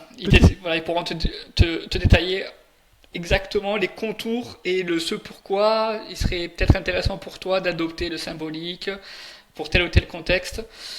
Aujourd'hui, nous, on a le contexte que l'on a, c'est traitement par écrit. Enfin, je pourrais pas dire par écrit parce que je vais me faire taper dessus, mais de messages, traitement de messages entrants. Voilà, donc des messages sous toutes les formes que l'on peut entendre. La plupart du temps, c'est par écrit. Hein. Et puis de leur apporter une réponse de façon automatisée avec le plus de fiabilité possible. Ok. Voilà. Et Voilà. petite question. Les chatbots tout pourris qu'on avait il y a 5-6 ans, Ah oui, en effet. c'était du LLM ou du symbolique? Il y a eu les deux. Il y a eu les deux. Bon, aujourd'hui, c'est le LLM hein, qui prend le pas. Donc tout ce qui est chatbot, par exemple, tu prends le service client sur n'importe quel site. Il fut un temps, on avait des chatbots où on écrivait merci de me donner la couleur de tel article, le prix, etc. Bon, ça a plus ou moins bien fonctionné, hein, on va dire. Ouais. Moins bien, je pense. C'est pour ça qu'aujourd'hui, ça a quasiment disparu. Oui. Mais oui, fut un temps, c'était à la mode. Et d'ailleurs, ça a été remplacé. Alors, c'est marrant parce que ça a été remplacé par des humains. Donc, tu vois, donc aujourd'hui, les chatbots, en fait, tu prends un site comme Rue du Commerce, Ouais. si je me trompe pas, c'est la communauté qui répond à la place d'un bot. Donc, typiquement, toi, tu as une problématique, une question quelconque sur ton ordinateur. À l'époque, c'était probablement un chatbot qui te répondait avec une réponse qui te convenait plus ou moins. Aujourd'hui, c'est un humain qui fait partie du cercle de communauté rue du commerce qui prend le temps de répondre pour gagner des points. Donc oui, le modèle il a changé, mais c'est l'humain qui a remplacé le chatbot. Alors qu'il fut un temps, on voulait remplacer l'humain par un chatbot. Comme quoi, rien n'est... voilà, je pense que rien n'est pris. Tout est à jouer. Et que... voilà, et encore une fois, le chatbot sous la forme LLM, il n'a pas fonctionné de mon point de vue, parce que ça manque de personnalisation pour commencer, ça manque d'empathie, parce que là on est dans une relation commerciale, donc il y a toujours besoin de cette relation humaine, qui n'est pas présente hein, dans un chatbot, faut le dire, hein, quand c'est un ordinateur qui te répond, le prix de l'ordinateur coûte 550 €, merci, au revoir. Il n'y a pas trop de relation humaine là-dedans, et pourtant tu mets ta carte bleue sur un site internet par la suite. Donc on a toujours besoin de cette relation humaine, même si en effet on veut faire croire que le modèle génératif va remplacer l'humain sur toute la chaîne. Oui. Pour moi, l'humain a toujours sa place et le chatbot en est un bon exemple, je pense. Voilà, on n'a pas réussi à remplacer la relation humaine que l'on a. Tu vois, typiquement aujourd'hui on discute. Imagine que Kevin soit un chatbot, c'est peut-être moins agréable, je suppose. Bah, au niveau de là, en fait, pour moi, c'est là qu'il y a un peu sa limite, c'est que l'humain, Voilà. il est émerveillé par la performance, en fait. Exactement. Et si on sort de l'IA, on prend juste les machines. Hein. Je crée une machine qui porte une haltère de 200 kilos, personne n'en a rien à foutre. Absolument. Les gens, ils veulent voir un humain en train de tout rouge, en train de pousser son haltère. Mais si c'est une machine qui le fait, on s'en fout. Demain, si je demande à Dali ou je sais pas quel IA, peins-moi un Picasso, ou mieux qu'un Picasso, personne n'en a rien à faire. Pourquoi? Parce que c'est fait par un ordinateur. On cherche l'exploit humain. Et c'est pareil pour une musique. Une musique peut être super bien, un DJ, on veut qu'il y ait un DJ derrière qui soit en train d'appuyer sur les boutons, même si la plupart du temps ils font du Windows Media Player. On veut qu'il y ait un mec qui soit derrière sa platine en train de faire des trucs, des machins, parce que pour Oui, nous, c'est voilà, qui l'exploit bouge les humain, bras, C'est- il anime, etc. Oui, oui, Exactement, ça fait partie du jeu. c'est Ça fait l'exploit partie du humain jeu. qu'on veut voir. Et c'est ça qui nous Absolument. émerveille au niveau de l'art, c'est surtout l'exploit humain en fait. Ben, regarde, si tu veux reprendre l'exemple de l'exploit humain, il y en a un qui est parfait, hein. Tous ces robots qui sont en train d'émerger aux États-Unis pour aller se battre à la place des bonhommes là, sur les terrains, Oui. les robots humanoïdes. euh, bah, Tous les jours, on a des vidéos sur YouTube qui présentent la nouvelle merveille de Dynamix. Voilà, donc le serpent à 8 pattes qui balance des boules de feu. Voilà, tout ça à base d'IA. Voilà. Ben écoute, pour l'instant, j'ai deux frères hein, qui sont militaires. J'en ai un qui est bien et puis l'autre, bon, il se débrouille. Ben les deux, ils vont toujours se battre sur un terrain s'il faut. Il n'y a aucun robot qui prend leur place, malgré le fait qu'il y ait des tentacules de 8 pattes qui balancent des boules de feu à base d'IA. Entre ce qu'on voit sur YouTube et la vraie vie, il y a un gouffre. Il y a un gouffre. On a besoin, en effet, de voir, de comparer aujourd'hui les performances de l'IA ou de la machine, parce que bon, là on parle même plus d'IA, on parle d'humanoïde, donc c'est encore un autre niveau. Mais il y a toujours besoin, en effet, de comparer l'humain avec la machine. Et c'est ce qu'on fait aujourd'hui. On compare l'IA, le cerveau de l'humain, avec un modèle LLM entraîné à base de data qu'on lui a donné dans des GPU.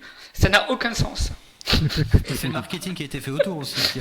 Ça n'a aucun sens. Donc voilà, comment dire, je pense que cette façon de raisonner en voulant tout comparer, ça ne marche pas. On peut pas comparer une banane à une tomate. Comme on peut pas comparer un robot sur un terrain à 8 tentacules qui balance des boules de feu à un soldat qui est entraîné, qui a une façon de raisonner et qui saura faire si besoin. Tu vois, c'est là toute la nuance.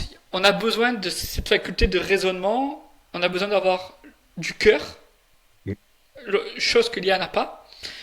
Donc oui, dans tous les métiers de la relation, l'IA aura du mal à prendre. Parce qu'on a besoin de ce côté relationnel. Ouais, ouais. Et même très distant, quand on regarde les artistes musicaux, par exemple, qui sont les artistes qui touchent le plus de gens au niveau mondial, avec le plus de facilité, à chaque fois que les maisons de disques ont essayé de créer des avatars, ça a marchouillé sans plus, les gens sont pas Ça marche intéressés moyen. par les avatars. Ça prend pas, ça prend pas. Ah, je pense que voilà, l'IA telle qu'on la connaît aujourd'hui, sous toutes ses formes, elle ne doit pas être adoptée à toutes les sauces. Elle convient à certains métiers, à certains contextes, mais il ne faut pas en faire une généralité. Aujourd'hui, on en fait une généralité. Moi, le matin, je mets les infos pour regarder un peu ce qui se passe dans le monde pendant 5 minutes. C'est toujours la même histoire. Hein.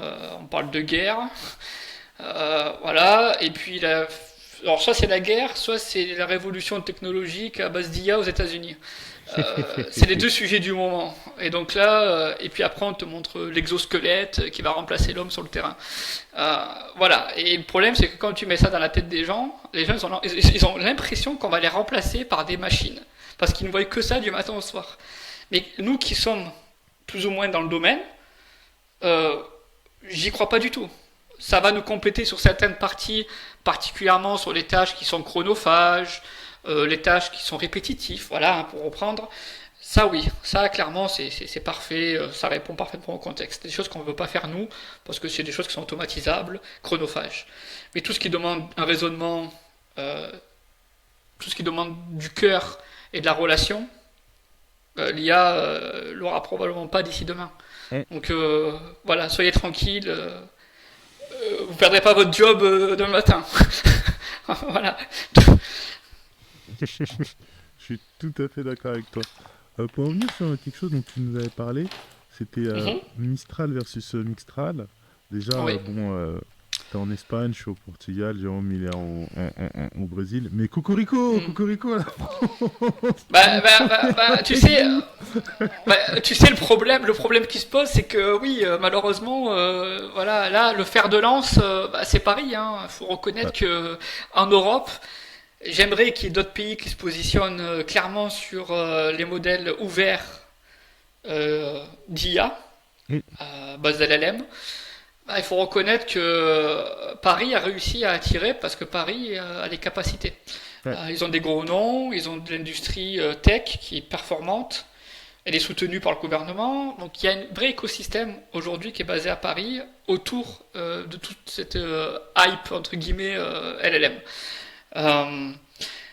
Portugal, je ne sais pas si le gouvernement portugais pousse le LLM. Voilà.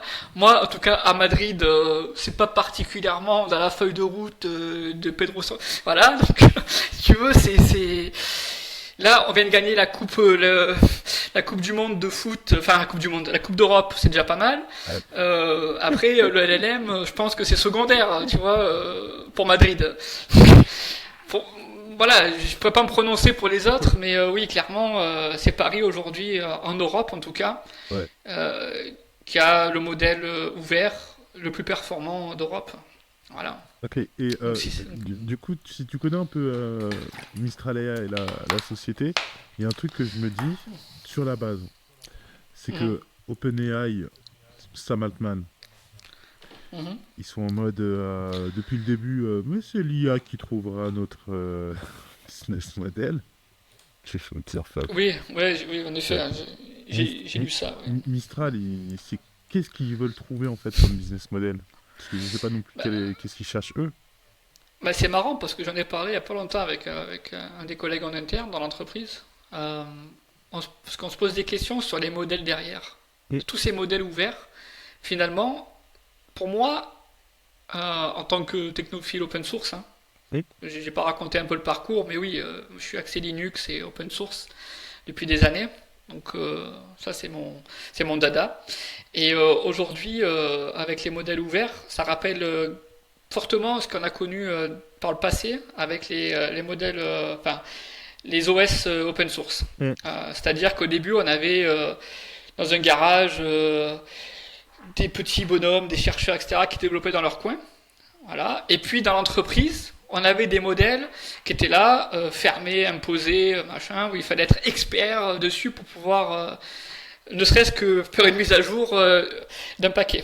Donc ça, c'était le passé. Et puis après, au fur et à mesure du temps, on a ces petits modèles codés dans un garage qui ont pris le pas sur ces gros modèles d'entreprise. C'est pour ça qu'aujourd'hui, d'ailleurs, Microsoft est à la peine sur Windows. C'est parce que justement, le modèle propriétaire fermé a tendance, dans le temps, à perdre du marché. Et c'est le modèle ouvert open source qui en prend, non pas parce que la direction ou l'organisation souhaite le faire, c'est parce que simplement ceux qui le maintiennent et qui le mettent en place, en général, poussent ces modèles-là. Donc c'est plutôt le bas, et c'est pas péjoratif, c'est plutôt le bas, donc ceux qui font et qui poussent, qui font émerger ça au sein de l'entreprise. Tous ces modèles qui sont déjà établis, propriétaires et payants, se font disrupter, pour employer le terme, par tous ces nouveaux rentrants qui sont gratuits ou open source. Donc la question, oui, c'est de savoir finalement, une fois que tous ces modèles gratuits open source seront adoptés par l'ensemble, comment ils vont générer du cash pour pouvoir tenir l'activité. Alors soit ça tombe dans le panier communautaire, comme Linux en fait, parce qu'il n'y a pas de... j'ai personne qui paye des licences pour utiliser Debian, ça n'existe pas. Par contre, ce que l'on paye, c'est du support. Il y a des gars qui sont spécialisés dans le support Debian. Donc là, on a un écosystème qui s'est construit autour de l'OS, à travers différents acteurs. Mais l'OS en tant que tel, qui est aujourd'hui comparable au modèle LLM de base, open source, n'a pas de business model en soi. C'est gratuit. Depuis chez toi, tu le télécharges, tu fais ta bidouille, tu pousses ça comme tu veux, et tu vas payer personne pour télécharger Mistral ou Llama. Donc il y a tout un écosystème, je pense, qui va se construire avec le temps. si le business ne repose pas sur la donnée. Il reposera forcément sur autre chose, et pour moi, il reposera sur l'écosystème, donc partenaires, intégrateurs, mainteneurs, experts, tout ce que l'on connaît aujourd'hui autour de l'univers Linux. Probablement qu'on le connaîtra demain autour du modèle open source IA générative #LLM. Voilà. Donc je pense que ça va plutôt se tendre vers ça que vers le modèle de je prends la data et puis j'en fais ce que je veux, la boîte elle est fermée et t'as rien à dire. Tu vois. Yes. Voilà. Yes. Tu vois, je pense qu'on tend plutôt vers ça. Ouais.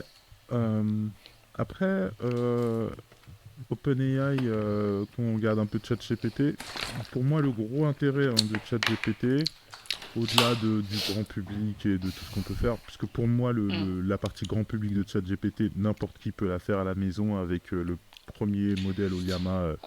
Exactement. Questions, en 5 minutes, voilà. En 5 minutes, tu peux le faire. 95% des questions qui vont poser à ChatGPT, vous pouvez le faire à la maison avec une IA aussi intelligente pour ce genre de questions. Maintenant, le gros truc pour moi de OpenAI, ChatGPT, ChatGPTO et de Claude et de ce genre d'IA, tous les modèles, c'est d'avoir un framework pour travailler ces IA et les entraîner et arriver au résultat que vous voulez. Voilà, et ça pour moi c'est l'écosystème. Ce que tu cites là, ça fait partie de l'écosystème. C'est des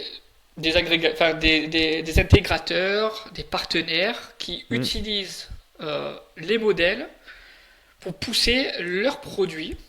Donc que ce soit là tu peux prendre peut-être que tu connais de nom, mais tu as LangChain qui permet de développer tes applications de façon humainement acceptable à base de LLM.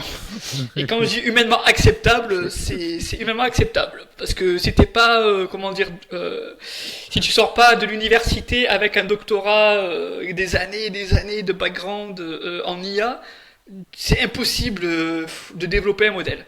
Donc pour ça, il y a LangChain qui est venu sur le terrain de je pousse ça, toi tu te l'appropries et tu vas pouvoir construire ton parcours d'application à base d'LLM sans avoir des compétences incommensurables.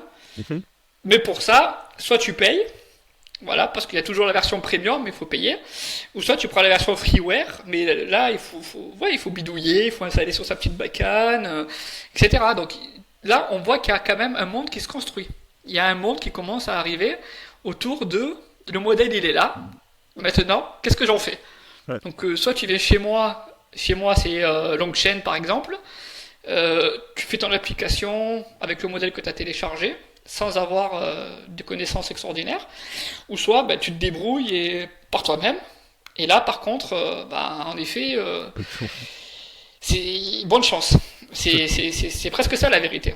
Donc oui, pour moi la direction elle est là, enfin. Et ça c'est le marché quelque part de OpenAI. C'est le marché qui te dira. Plus voilà. le marché de une souscription qui n'est pas du tout rentable. Mais si on prend le modèle de Meta, par exemple, Meta, son idée c'est gratuit jusqu'à 1 million d'utilisateurs, je crois. Donc n'importe qui peut utiliser, il n'y a pas de problème, il ne bloque personne. Par contre, à partir du moment où on a 1 million d'utilisateurs, il faut les appeler et dire bon, je vais vous payer des royalties. Un peu compréhensible. Mais pareillement, en fait, j'ai l'impression qu'ils font une IA pour eux-mêmes, le reste du monde, et que en fait, la thune, c'est pas leur souci, c'est Meta, ils ont plein de thunes, et leur IA, de manière, ils ont moyen de l'utiliser pour la rentabiliser eux-mêmes. C'est l'impression que j'ai. Pour te donner quelques chiffres, pour être précis avec ça, le marché de l'IA, là, aujourd'hui, si je suis correct dans les chiffres, on parle de à peu près 600 milliards. Voilà, 600 milliards. C'est le marché de l'IA en tant que tel. C'est énorme. Projection en 2032, donc dans quelques années, et ça encore, c'est des projections qui sont faites. On parle de 2000 milliards. Donc voilà, donc c'est pour donner quelques chiffres, c'est phénoménal. Là aujourd'hui, on a ceux qui se positionnent en tant que propriétaires modèle fermé où je facture mensuellement un abonnement à 20 balles ou 30 balles par mois. Je te fournis une API et puis tu te débrouilles avec.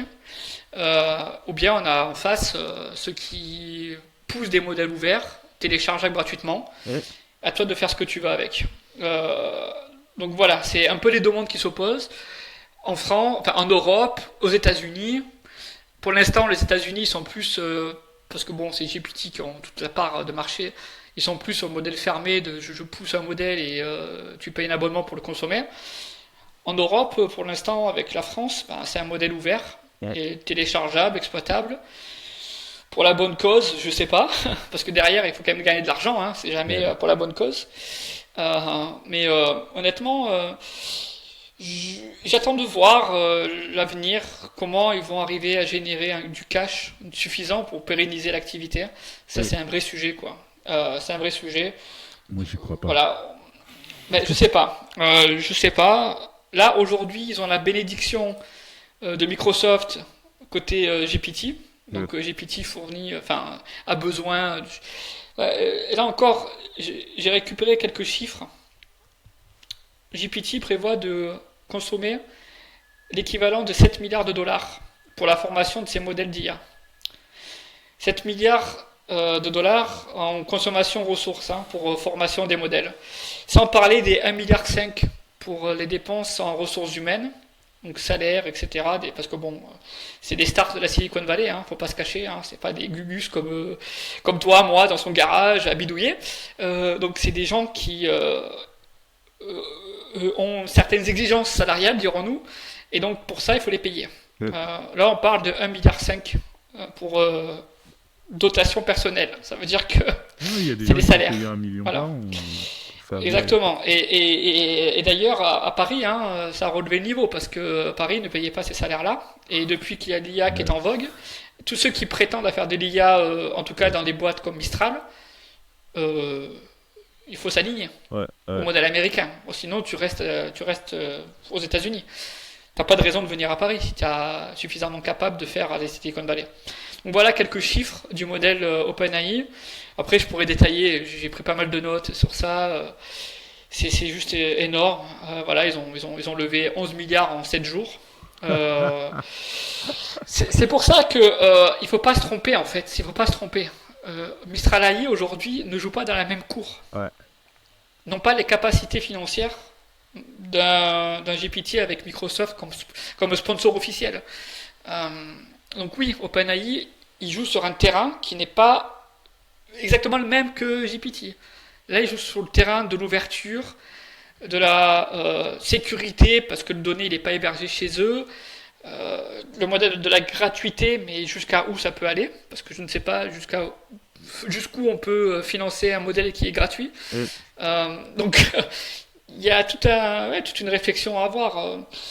Là, aujourd'hui, comme vous parlez tout à l'heure avec Jérôme, la vraie question, c'est de savoir comment ils vont véritablement pérenniser l'activité sur quelque chose qui repose sur le gratuit. Donc, c'est tout un art. Moi, j'ai pas les réponses, pour être honnête, parce que le gratuit n'a jamais payé. Oui, alors Google, c'est une particularité, parce que Google n'a pas commencé par l'IA, et Google se finance par la pub. Voilà, donc Google se finance avec de la pub, faut pas l'oublier. Quand tu cliques sur Google, un peu de vol aussi. voilà, exactement. Mais voilà, je pense que Google, ils peuvent faire comment il s'appelle ce modèle, c'est Gemini. Voilà, ils peuvent développer Gemini sans avoir besoin de le faire financer à outrance. Et quoique, tu as un abonnement d'ailleurs qui est proposé pour utiliser Gemini. Donc, même eux ne sont pas capables de pérenniser gratuitement un modèle qui est gratuit. Donc, pourtant, ils génèrent énormément de cash. Oui, il y a c'est une réflexion à avoir, mais voilà, pour l'instant, on est dans les prémices. Tout reste à faire dans le domaine. Ni le marché ni la technologie est vraiment structuré pour l'instant. Non. Voilà, donc voilà. Pour nous, en tout cas, on a pris la voie de Mistral parce que bon, c'est celle qui répondait à. Premièrement, c'est un modèle français, donc on a des clients qui sont français pour la plupart du temps. C'est un modèle qui est ouvert, que l'on peut héberger chez nous. Donc on a cette notion de souveraineté avec la France, de private, parce qu'il est chez nous. Et puis oui, forcément qu'on aime mieux jouer avec une boîte française qu'avec une boîte US, si on peut le faire avec une boîte française. C'est évident. Voilà. Clairement. Si Mistral AI arrive à pérenniser et que d'ici quelques années, le modèle est toujours ouvert comme il est aujourd'hui et téléchargeable gratuitement, voilà, on continuera à l'utiliser. Yes. Mais on ne sait pas de quoi est fait demain, en tout cas dans l'IA, particulièrement dans l'IA. Donc, voilà, je ne vais pas m'attarder, parce que si même le boss de GPT demande à ce que son business plan soit fait par son modèle, bon, voilà, je pense qu'il vaut mieux attendre que ça se passe Ouais. C'est clair. au lieu de jouer les prophètes. Voilà. Bien. Voilà. Ok. Merci pour ta réponse, Kevin. Jérôme, est-ce que tu as des questions, mon bon Jérôme? Bon, en fait, j'ai une question que je t'avais posée hier, justement, j'aimerais bien la poser aussi, parce qu'en fait, Golem, ça se rapproche. Enfin, alors attention. Ouais, parce ça que se tu vas rapproche du peut-être- truc, ouais. C'est pas faux. Ça se rapproche de l'idée. C'est par rapport à la robotique, l'IA, et puis tu l'as évoqué tout à l'heure aussi un peu. C'est que j'ai lu un article avec une chercheuse du MIT qui travaille pour Boston Dynamics, justement. Ouais, mais justement, oui. Et elle expliquait la façon de voir les robots, en tout cas pour le particulier, donc c'est-à-dire les robots qu'on aura dans, je sais pas, 10 ans peut-être, c'est trop anthropocentré, ça n'existe pas ce mot, mais voilà, il y a trop d'anthropocentrisme par rapport à ça, on a trop tendance à vouloir imaginer les robots comme des humains et des remplacements à l'humain, alors qu'en fait, selon elle, l'intérêt c'est justement de trouver un truc en parallèle, en complément, et pas un truc pareil. Donc même, que ce soit physiquement, que ce soit dans la tâche, etc. Même si ça peut remplacer certaines tâches. Toi, est-ce que tu es d'accord? Est-ce que tu vois les choses différemment? Ou est-ce que tu t'intéresses aussi à la robotique? Oui, c'est un sujet qui m'intéresse. Oui. Bah, en fait, je suis technophile, donc je m'intéresse à peu près à tous les domaines qui touchent à la tech. Je m'intéresse à la science également. Même si je ne suis pas de parcours universitaire exceptionnel en sciences. Hein. Bon, j'ai fait mes études, mais je n'ai pas approfondi le sujet. Juste 4 doctorats, quoi. Et puis... Voilà, c'est ça. Donc, et puis voilà. Donc non, j'ai pas approfondi le sujet, mais oui, c'est quelque chose qui est intéressant. Je pense pas que l'intérêt soit de nous remplacer en faisant de la machine l'image de l'homme, pour commencer. On n'a pas forcément envie qu'une machine ressemble à Anthony, ou ressemble à Jérôme, ou ressemble à moi-même en fait. Hein. J'ai pas forcément envie qu'un robot débarque dans ma chambre ou dans mon bureau, prenne ma place avec mon visage et ma parole. Par contre, j'ai plutôt envie que le robot fasse ce que je n'ai pas envie de faire. Voilà. Donc là, on parle de complémentarité. On va compléter notre savoir en faisant faire au robot ce que l'on ne veut pas faire ou ce que l'on trouve pas forcément utile de faire, mais qu'il faut faire par ailleurs. Voilà, je pense qu'il vaut mieux se diriger dans ce spectre-là que d'essayer de faire remplacer l'humain par une machine, quelle qu'elle soit. Là, je prenais l'exemple de l'armée, parce que mon frère était dedans et qu'il me raconte certaines aventures assez improbables. Oui, dans l'armée, il y a toute une question qui se pose autour de est-ce que demain on va envoyer des robots à base d'intelligence artificielle sur un terrain au lieu d'envoyer le petit soldat qui a été formé et qui sait réfléchir par lui-même. Et ça, c'est toute une question, parce qu'en vérité, c'est pas juste un soldat qui tient un fusil pour éliminer celui qui est en face. C'est surtout de garder son voisin en vie. C'est ça l'enjeu sur un terrain. C'est garder le voisin en vie avant de tirer sur l'autre qui est en face. Un robot, est-ce qu'il saura faire la différence entre je dois d'abord éliminer celui qui est en face parce qu'on m'a programmé pour ça, ou est-ce que je dois garder mon camarade qui est en vie? Ouais. Et je ne sais pas si le robot sera à même de raisonner comme je viens de le faire aujourd'hui avec vous. Mais après, il y a... Et ça, c'est ma crainte en fait. C'est ma crainte. Je peux le dire parce que j'ai mes frères qui sont dans l'armée, donc je peux en parler vraiment en connaissance de cause. Si demain mon frère part au combat avec un robot à côté de lui, est-ce que le robot préférera tirer sur la personne qui est en face, ou est-ce qu'elle préférera garder mon frère en vie parce qu'il a été blessé. Donc ça, c'est un vrai sujet. Honnêtement, j'ai mal à en parler parce que on parle de ça touche la famille et puis c'est un sujet qui est quand même assez important, même le plus important parmi les autres, pardon. Donc oui, quand je vois les progrès qui sont faits chez Boston Dynamics autour de leur idée et de leur lubie d'envoyer sur le terrain des robots qui vont éliminer des hommes, avant d'éliminer les hommes, fais en sorte de les garder en vie. Surtout avec ceux pour qui tu es censé le faire. Tu vois ? J'ai vu un film il y a pas longtemps là, avec ce bon vieux Tom Cruise, où là ça s'appelle Edge of Tomorrow, un truc comme ça. Et ouais, là, ben voilà, là, c'est à peu près ça. Squelette. Là, on va dire c'est un complément, plus qu'un remplacement. Tu vois ? Exactement, ça complète. Oui, Donc, exactement. Je pense qu'on est plus dans cette partie-là de compléter, d'améliorer. Comment améliorer ?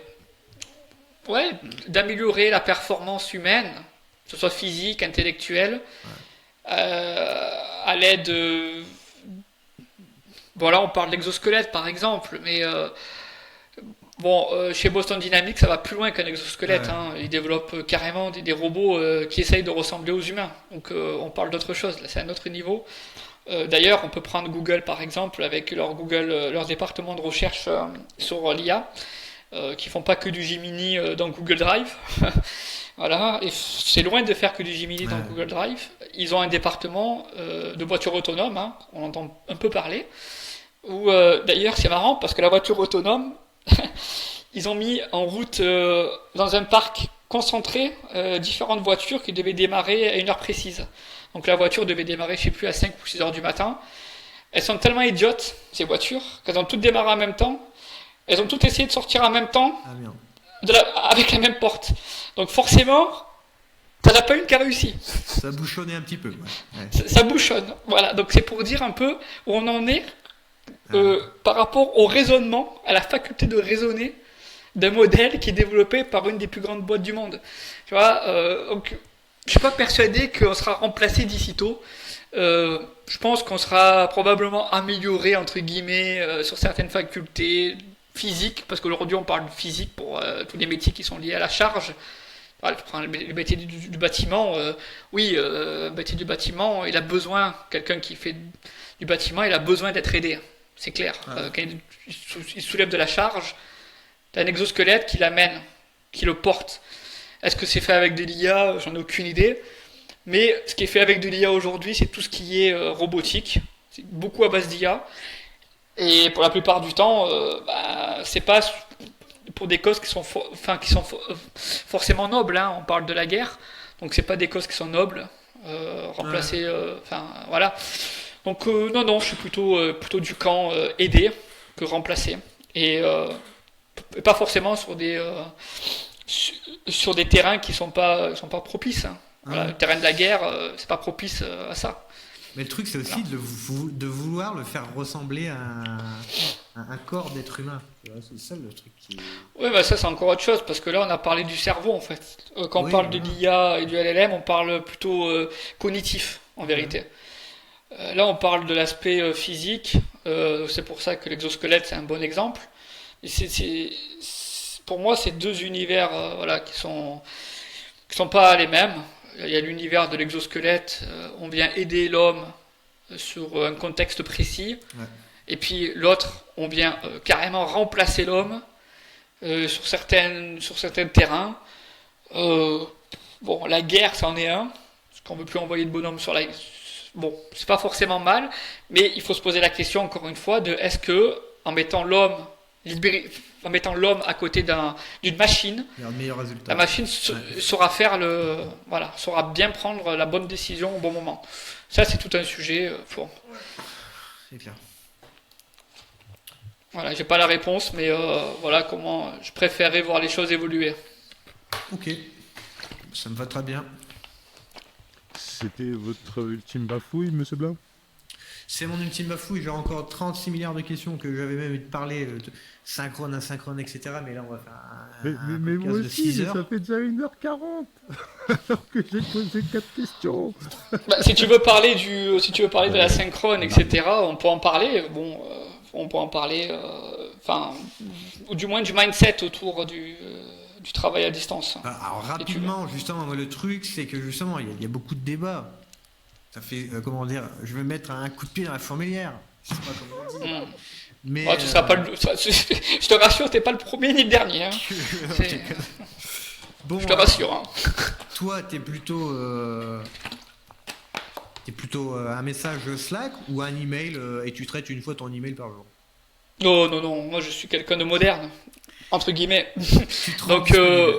Ok. je me rends disponible, exactement. Alors que ce soit. Alors, chez Golem particulièrement, on a cette faculté d'utiliser des outils qui s'appellent Slack, voilà, et qui nous permettent d'échanger des messages de façon asynchrone. Donc, j'en pose un la veille, le camarade il peut y répondre s'il souhaite le lendemain. Ouais.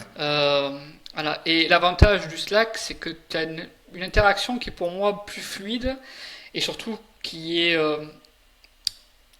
ouverte dans le sens où c'est pas forcément les seules personnes dans un email qui seront concernées par le message. Ça, c'est important. Parce que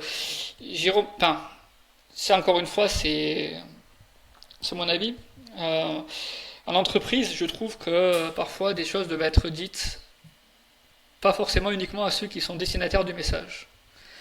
Et grâce à Slack, si on se trouve dans le bon channel, encore une fois, mais là il faut se trouver dans le bon channel, hein, donc, là tu auras le message. Et l'ouverture que Slack amène dans l'entreprise, non pas que par le message, mais ça l'amène de par le mindset. Hein, tu peux faire plus que ce qui est normalement attribué. Moi, typiquement, dans l'entreprise, aujourd'hui, je m'occupe de la partie plateforme, la partie sécurité. Je suis rentré dans le LLM, parce qu'en effet, il fallait y rentrer. Hein. Donc, ça, c'est mon job au quotidien. Mais grâce à Slack et puis à l'ouverture qu'amène Slack dans l'entreprise, j'ai pu parler avec vous aujourd'hui. Hein, j'ai pu en parler directement à la com, au marketing, parce que un minimum ça les concerne, hein, on parle de Golem, donc faut quand même aligner les planètes avec ce qui doit être dit et puis forcément ce qui ne doit pas être dit. Il y a un message à faire passer, donc tout ça je peux le faire parce que l'entreprise est ouverte, on a des outils qui sont ouverts. Après oui, c'est à tous de pouvoir s'approprier ces outils et de les prendre en main. Mais pour moi, l'ouverture elle est bien plus importante avec des outils comme Slack qu'avec un email qui dédie le message uniquement au destinataire et rien qu'à lui. Ouais. Voilà. Là, j'ai des camarades qui savent ce que je fais sans forcément que j'ai besoin de leur envoyer de message en privé. Et c'est grâce à Slack. Mais ce que je voulais surtout dire, alors l'email c'était juste une illustration. Hein. Non, mais c'est un bon exemple de communication, hein, parce que c'est un vecteur de communication qui est très utilisé dans les grandes entreprises. Ah oui, à mort. Ouais. À mort.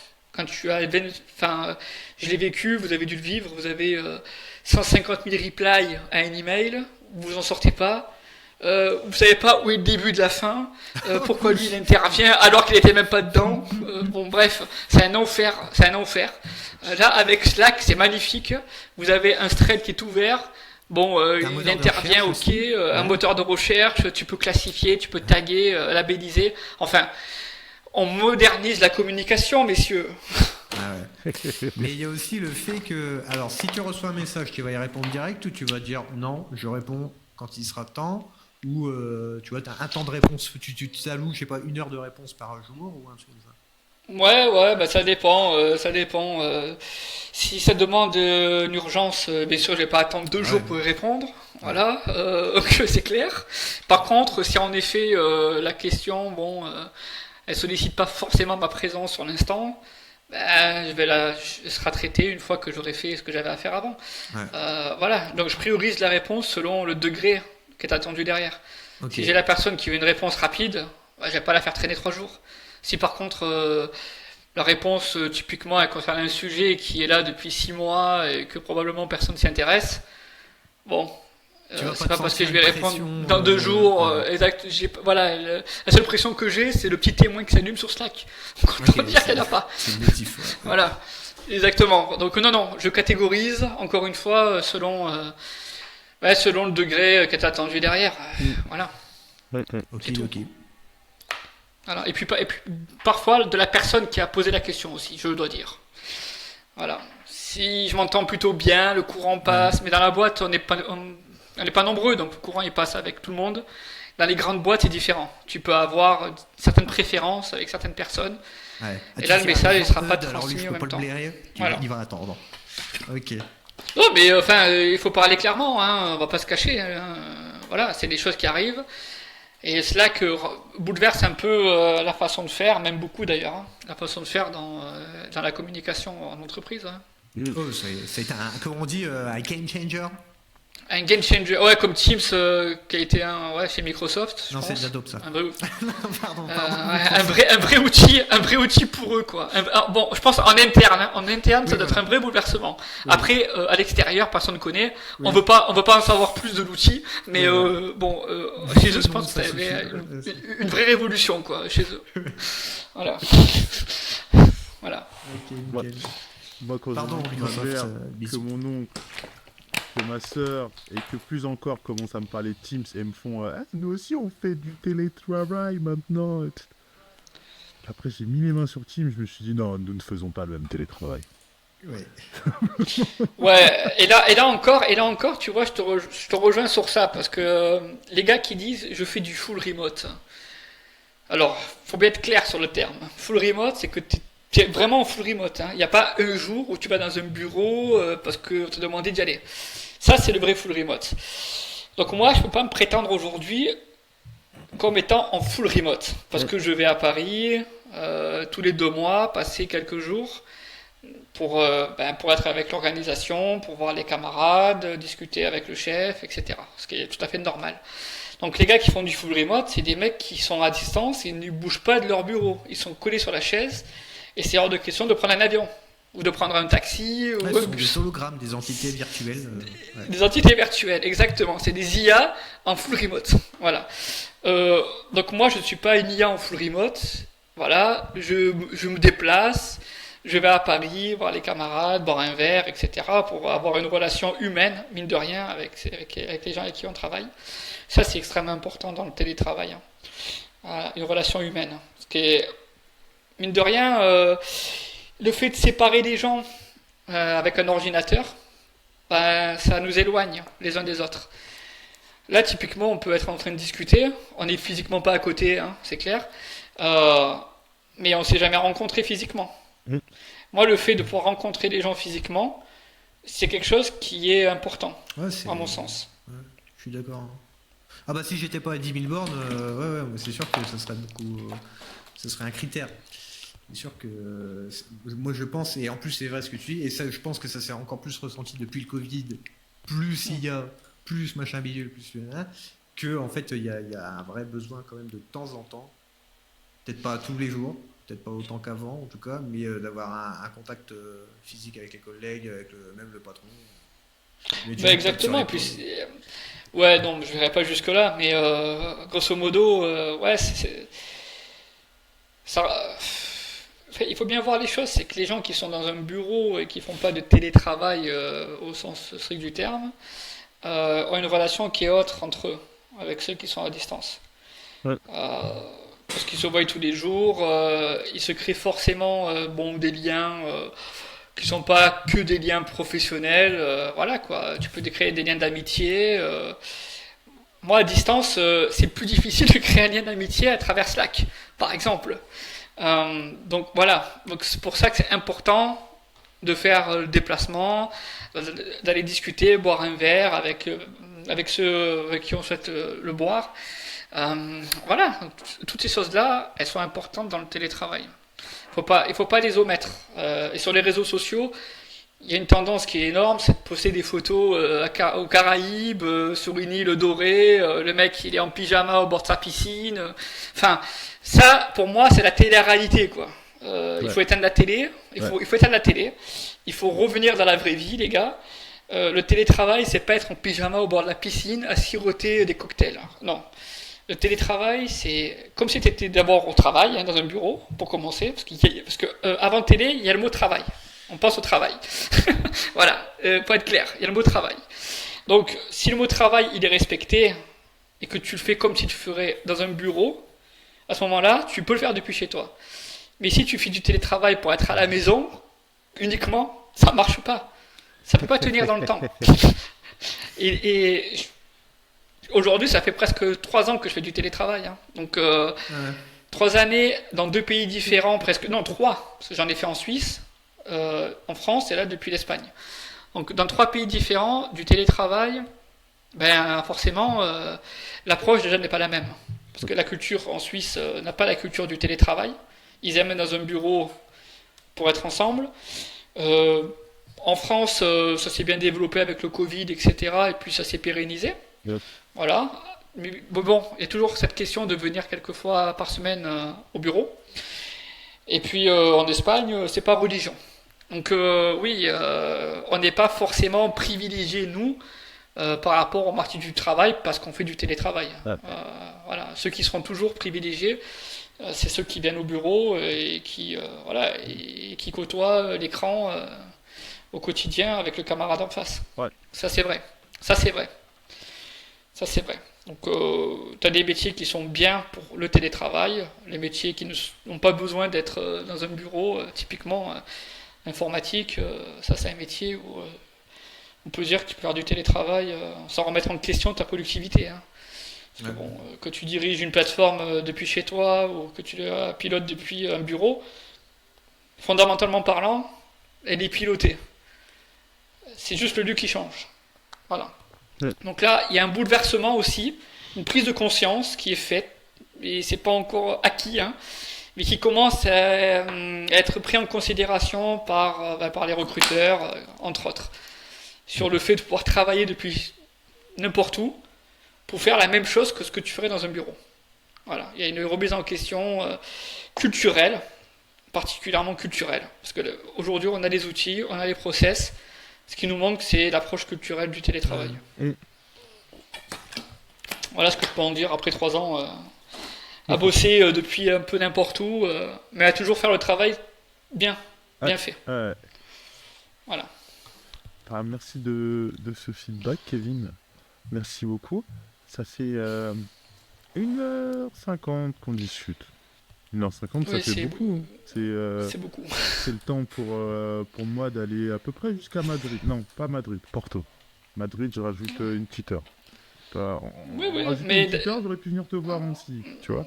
Mais d'ailleurs, on en parlera une fois prochaine s'il y a moyen de se rencontrer Bien sûr.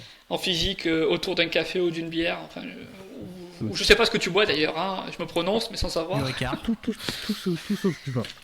Ah, le Ricard, bon, le Ricard, ouais, ça c'est. vraiment pas le Ricard. Malheureusement, Pastis, j'ai tout plus. ça, c'est bon. Non. J'ai fini tout ça, j'ai plus de bouteille de tout ça. Donc, voilà. Mais c'est vrai que oui, on est très à côté en réalité. Et moi, je vais à Madrid, j'y vais peut-être 1 à 2 fois par an, donc clairement, je peux te contacter, c'est pas un problème. Outre nous deux, Kevin, il y a toi aussi, téléspectateur, auditeur. Oui, ben oui. Ça fait longtemps que t'es là, ça fait longtemps que t'écoutes. J'espère que t'as trouvé ça super intéressant.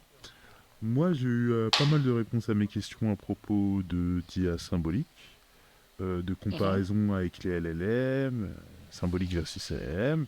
Donc déjà, Bah, je peux te remercier de si tu retiens, Vas-y. si tu retiens une chose de Mhm. l'IA symbolique, c'est une IA qui est déterministe. Ouais. Voilà, tu dis une IA déterministe, explicable, ça c'est extrêmement important, Et qui a pas parce que besoin le de data. LLM ne et qui n'a pas besoin de data, parce que le LLM ne sait pas expliquer son raisonnement, Ouais. ne sait pas expliquer le pourquoi elle t'a donné cette réponse, alors que l'IA symbolique sait le faire. Tout à Voilà. fait. Et ça, c'est fondamental. Et ça, c'est clairement une, comment dire, un argument qui sépare le symbolique du LLM. Tu vois. C'est le symbolique tu expliques, elle est explicable, Ouais. elle est frugale surtout, parce qu'elle ne nécessite pas d'avoir un ensemble de data centers remplis de GPU pour alimenter en data son modèle. Alors ça fait une sacrée différence à la fin du mois. Voilà. Et- Et puis surtout, elle répond précisément à un contexte qu'on lui a donné. Voilà. Chose que Exactement. le LLM ne sait pas faire. Si tu savais le nombre de commentaires que tu viens de créer dans ma tête, que je pourrais continuer une conversation d'1 heure là. Mais je ne peux pas le faire. Je ne peux pas le faire, on va se calmer tout de suite. Non, on va se calmer. Ça fait 2 heures. En plus, il fait chaud. Ouais. Ouais, C'est voilà. ça, faut que je prenne du vent de dehors. Enfin, c'est compliqué pour moi. Ça, Voilà, c'est aussi chaud qu'un GPU, donc là on va commencer à refroidir le data center. ça peut faire Voilà. ça peut faire ça. C'est ça l'idée. Donc, à toi, téléspectateur, si tu es resté jusque-là, c'est que tu es quelqu'un de très curieux. J'espère que tu as eu les réponses à tes questions. Si tu as eu tes réponses, n'hésite pas, lâche un like, abonne-toi sur YouTube, sur Spotify, sur YouTube et plus encore. Nous, ça nous aide bien plus que vous ne pouvez le penser, ce genre d'action. Et tout ce qu'il me reste à faire, c'est vous souhaiter à tous une bonne journée à toi Kevin, et une bonne journée à toi Jérôme, et à toi aussi audio téléspectateurs.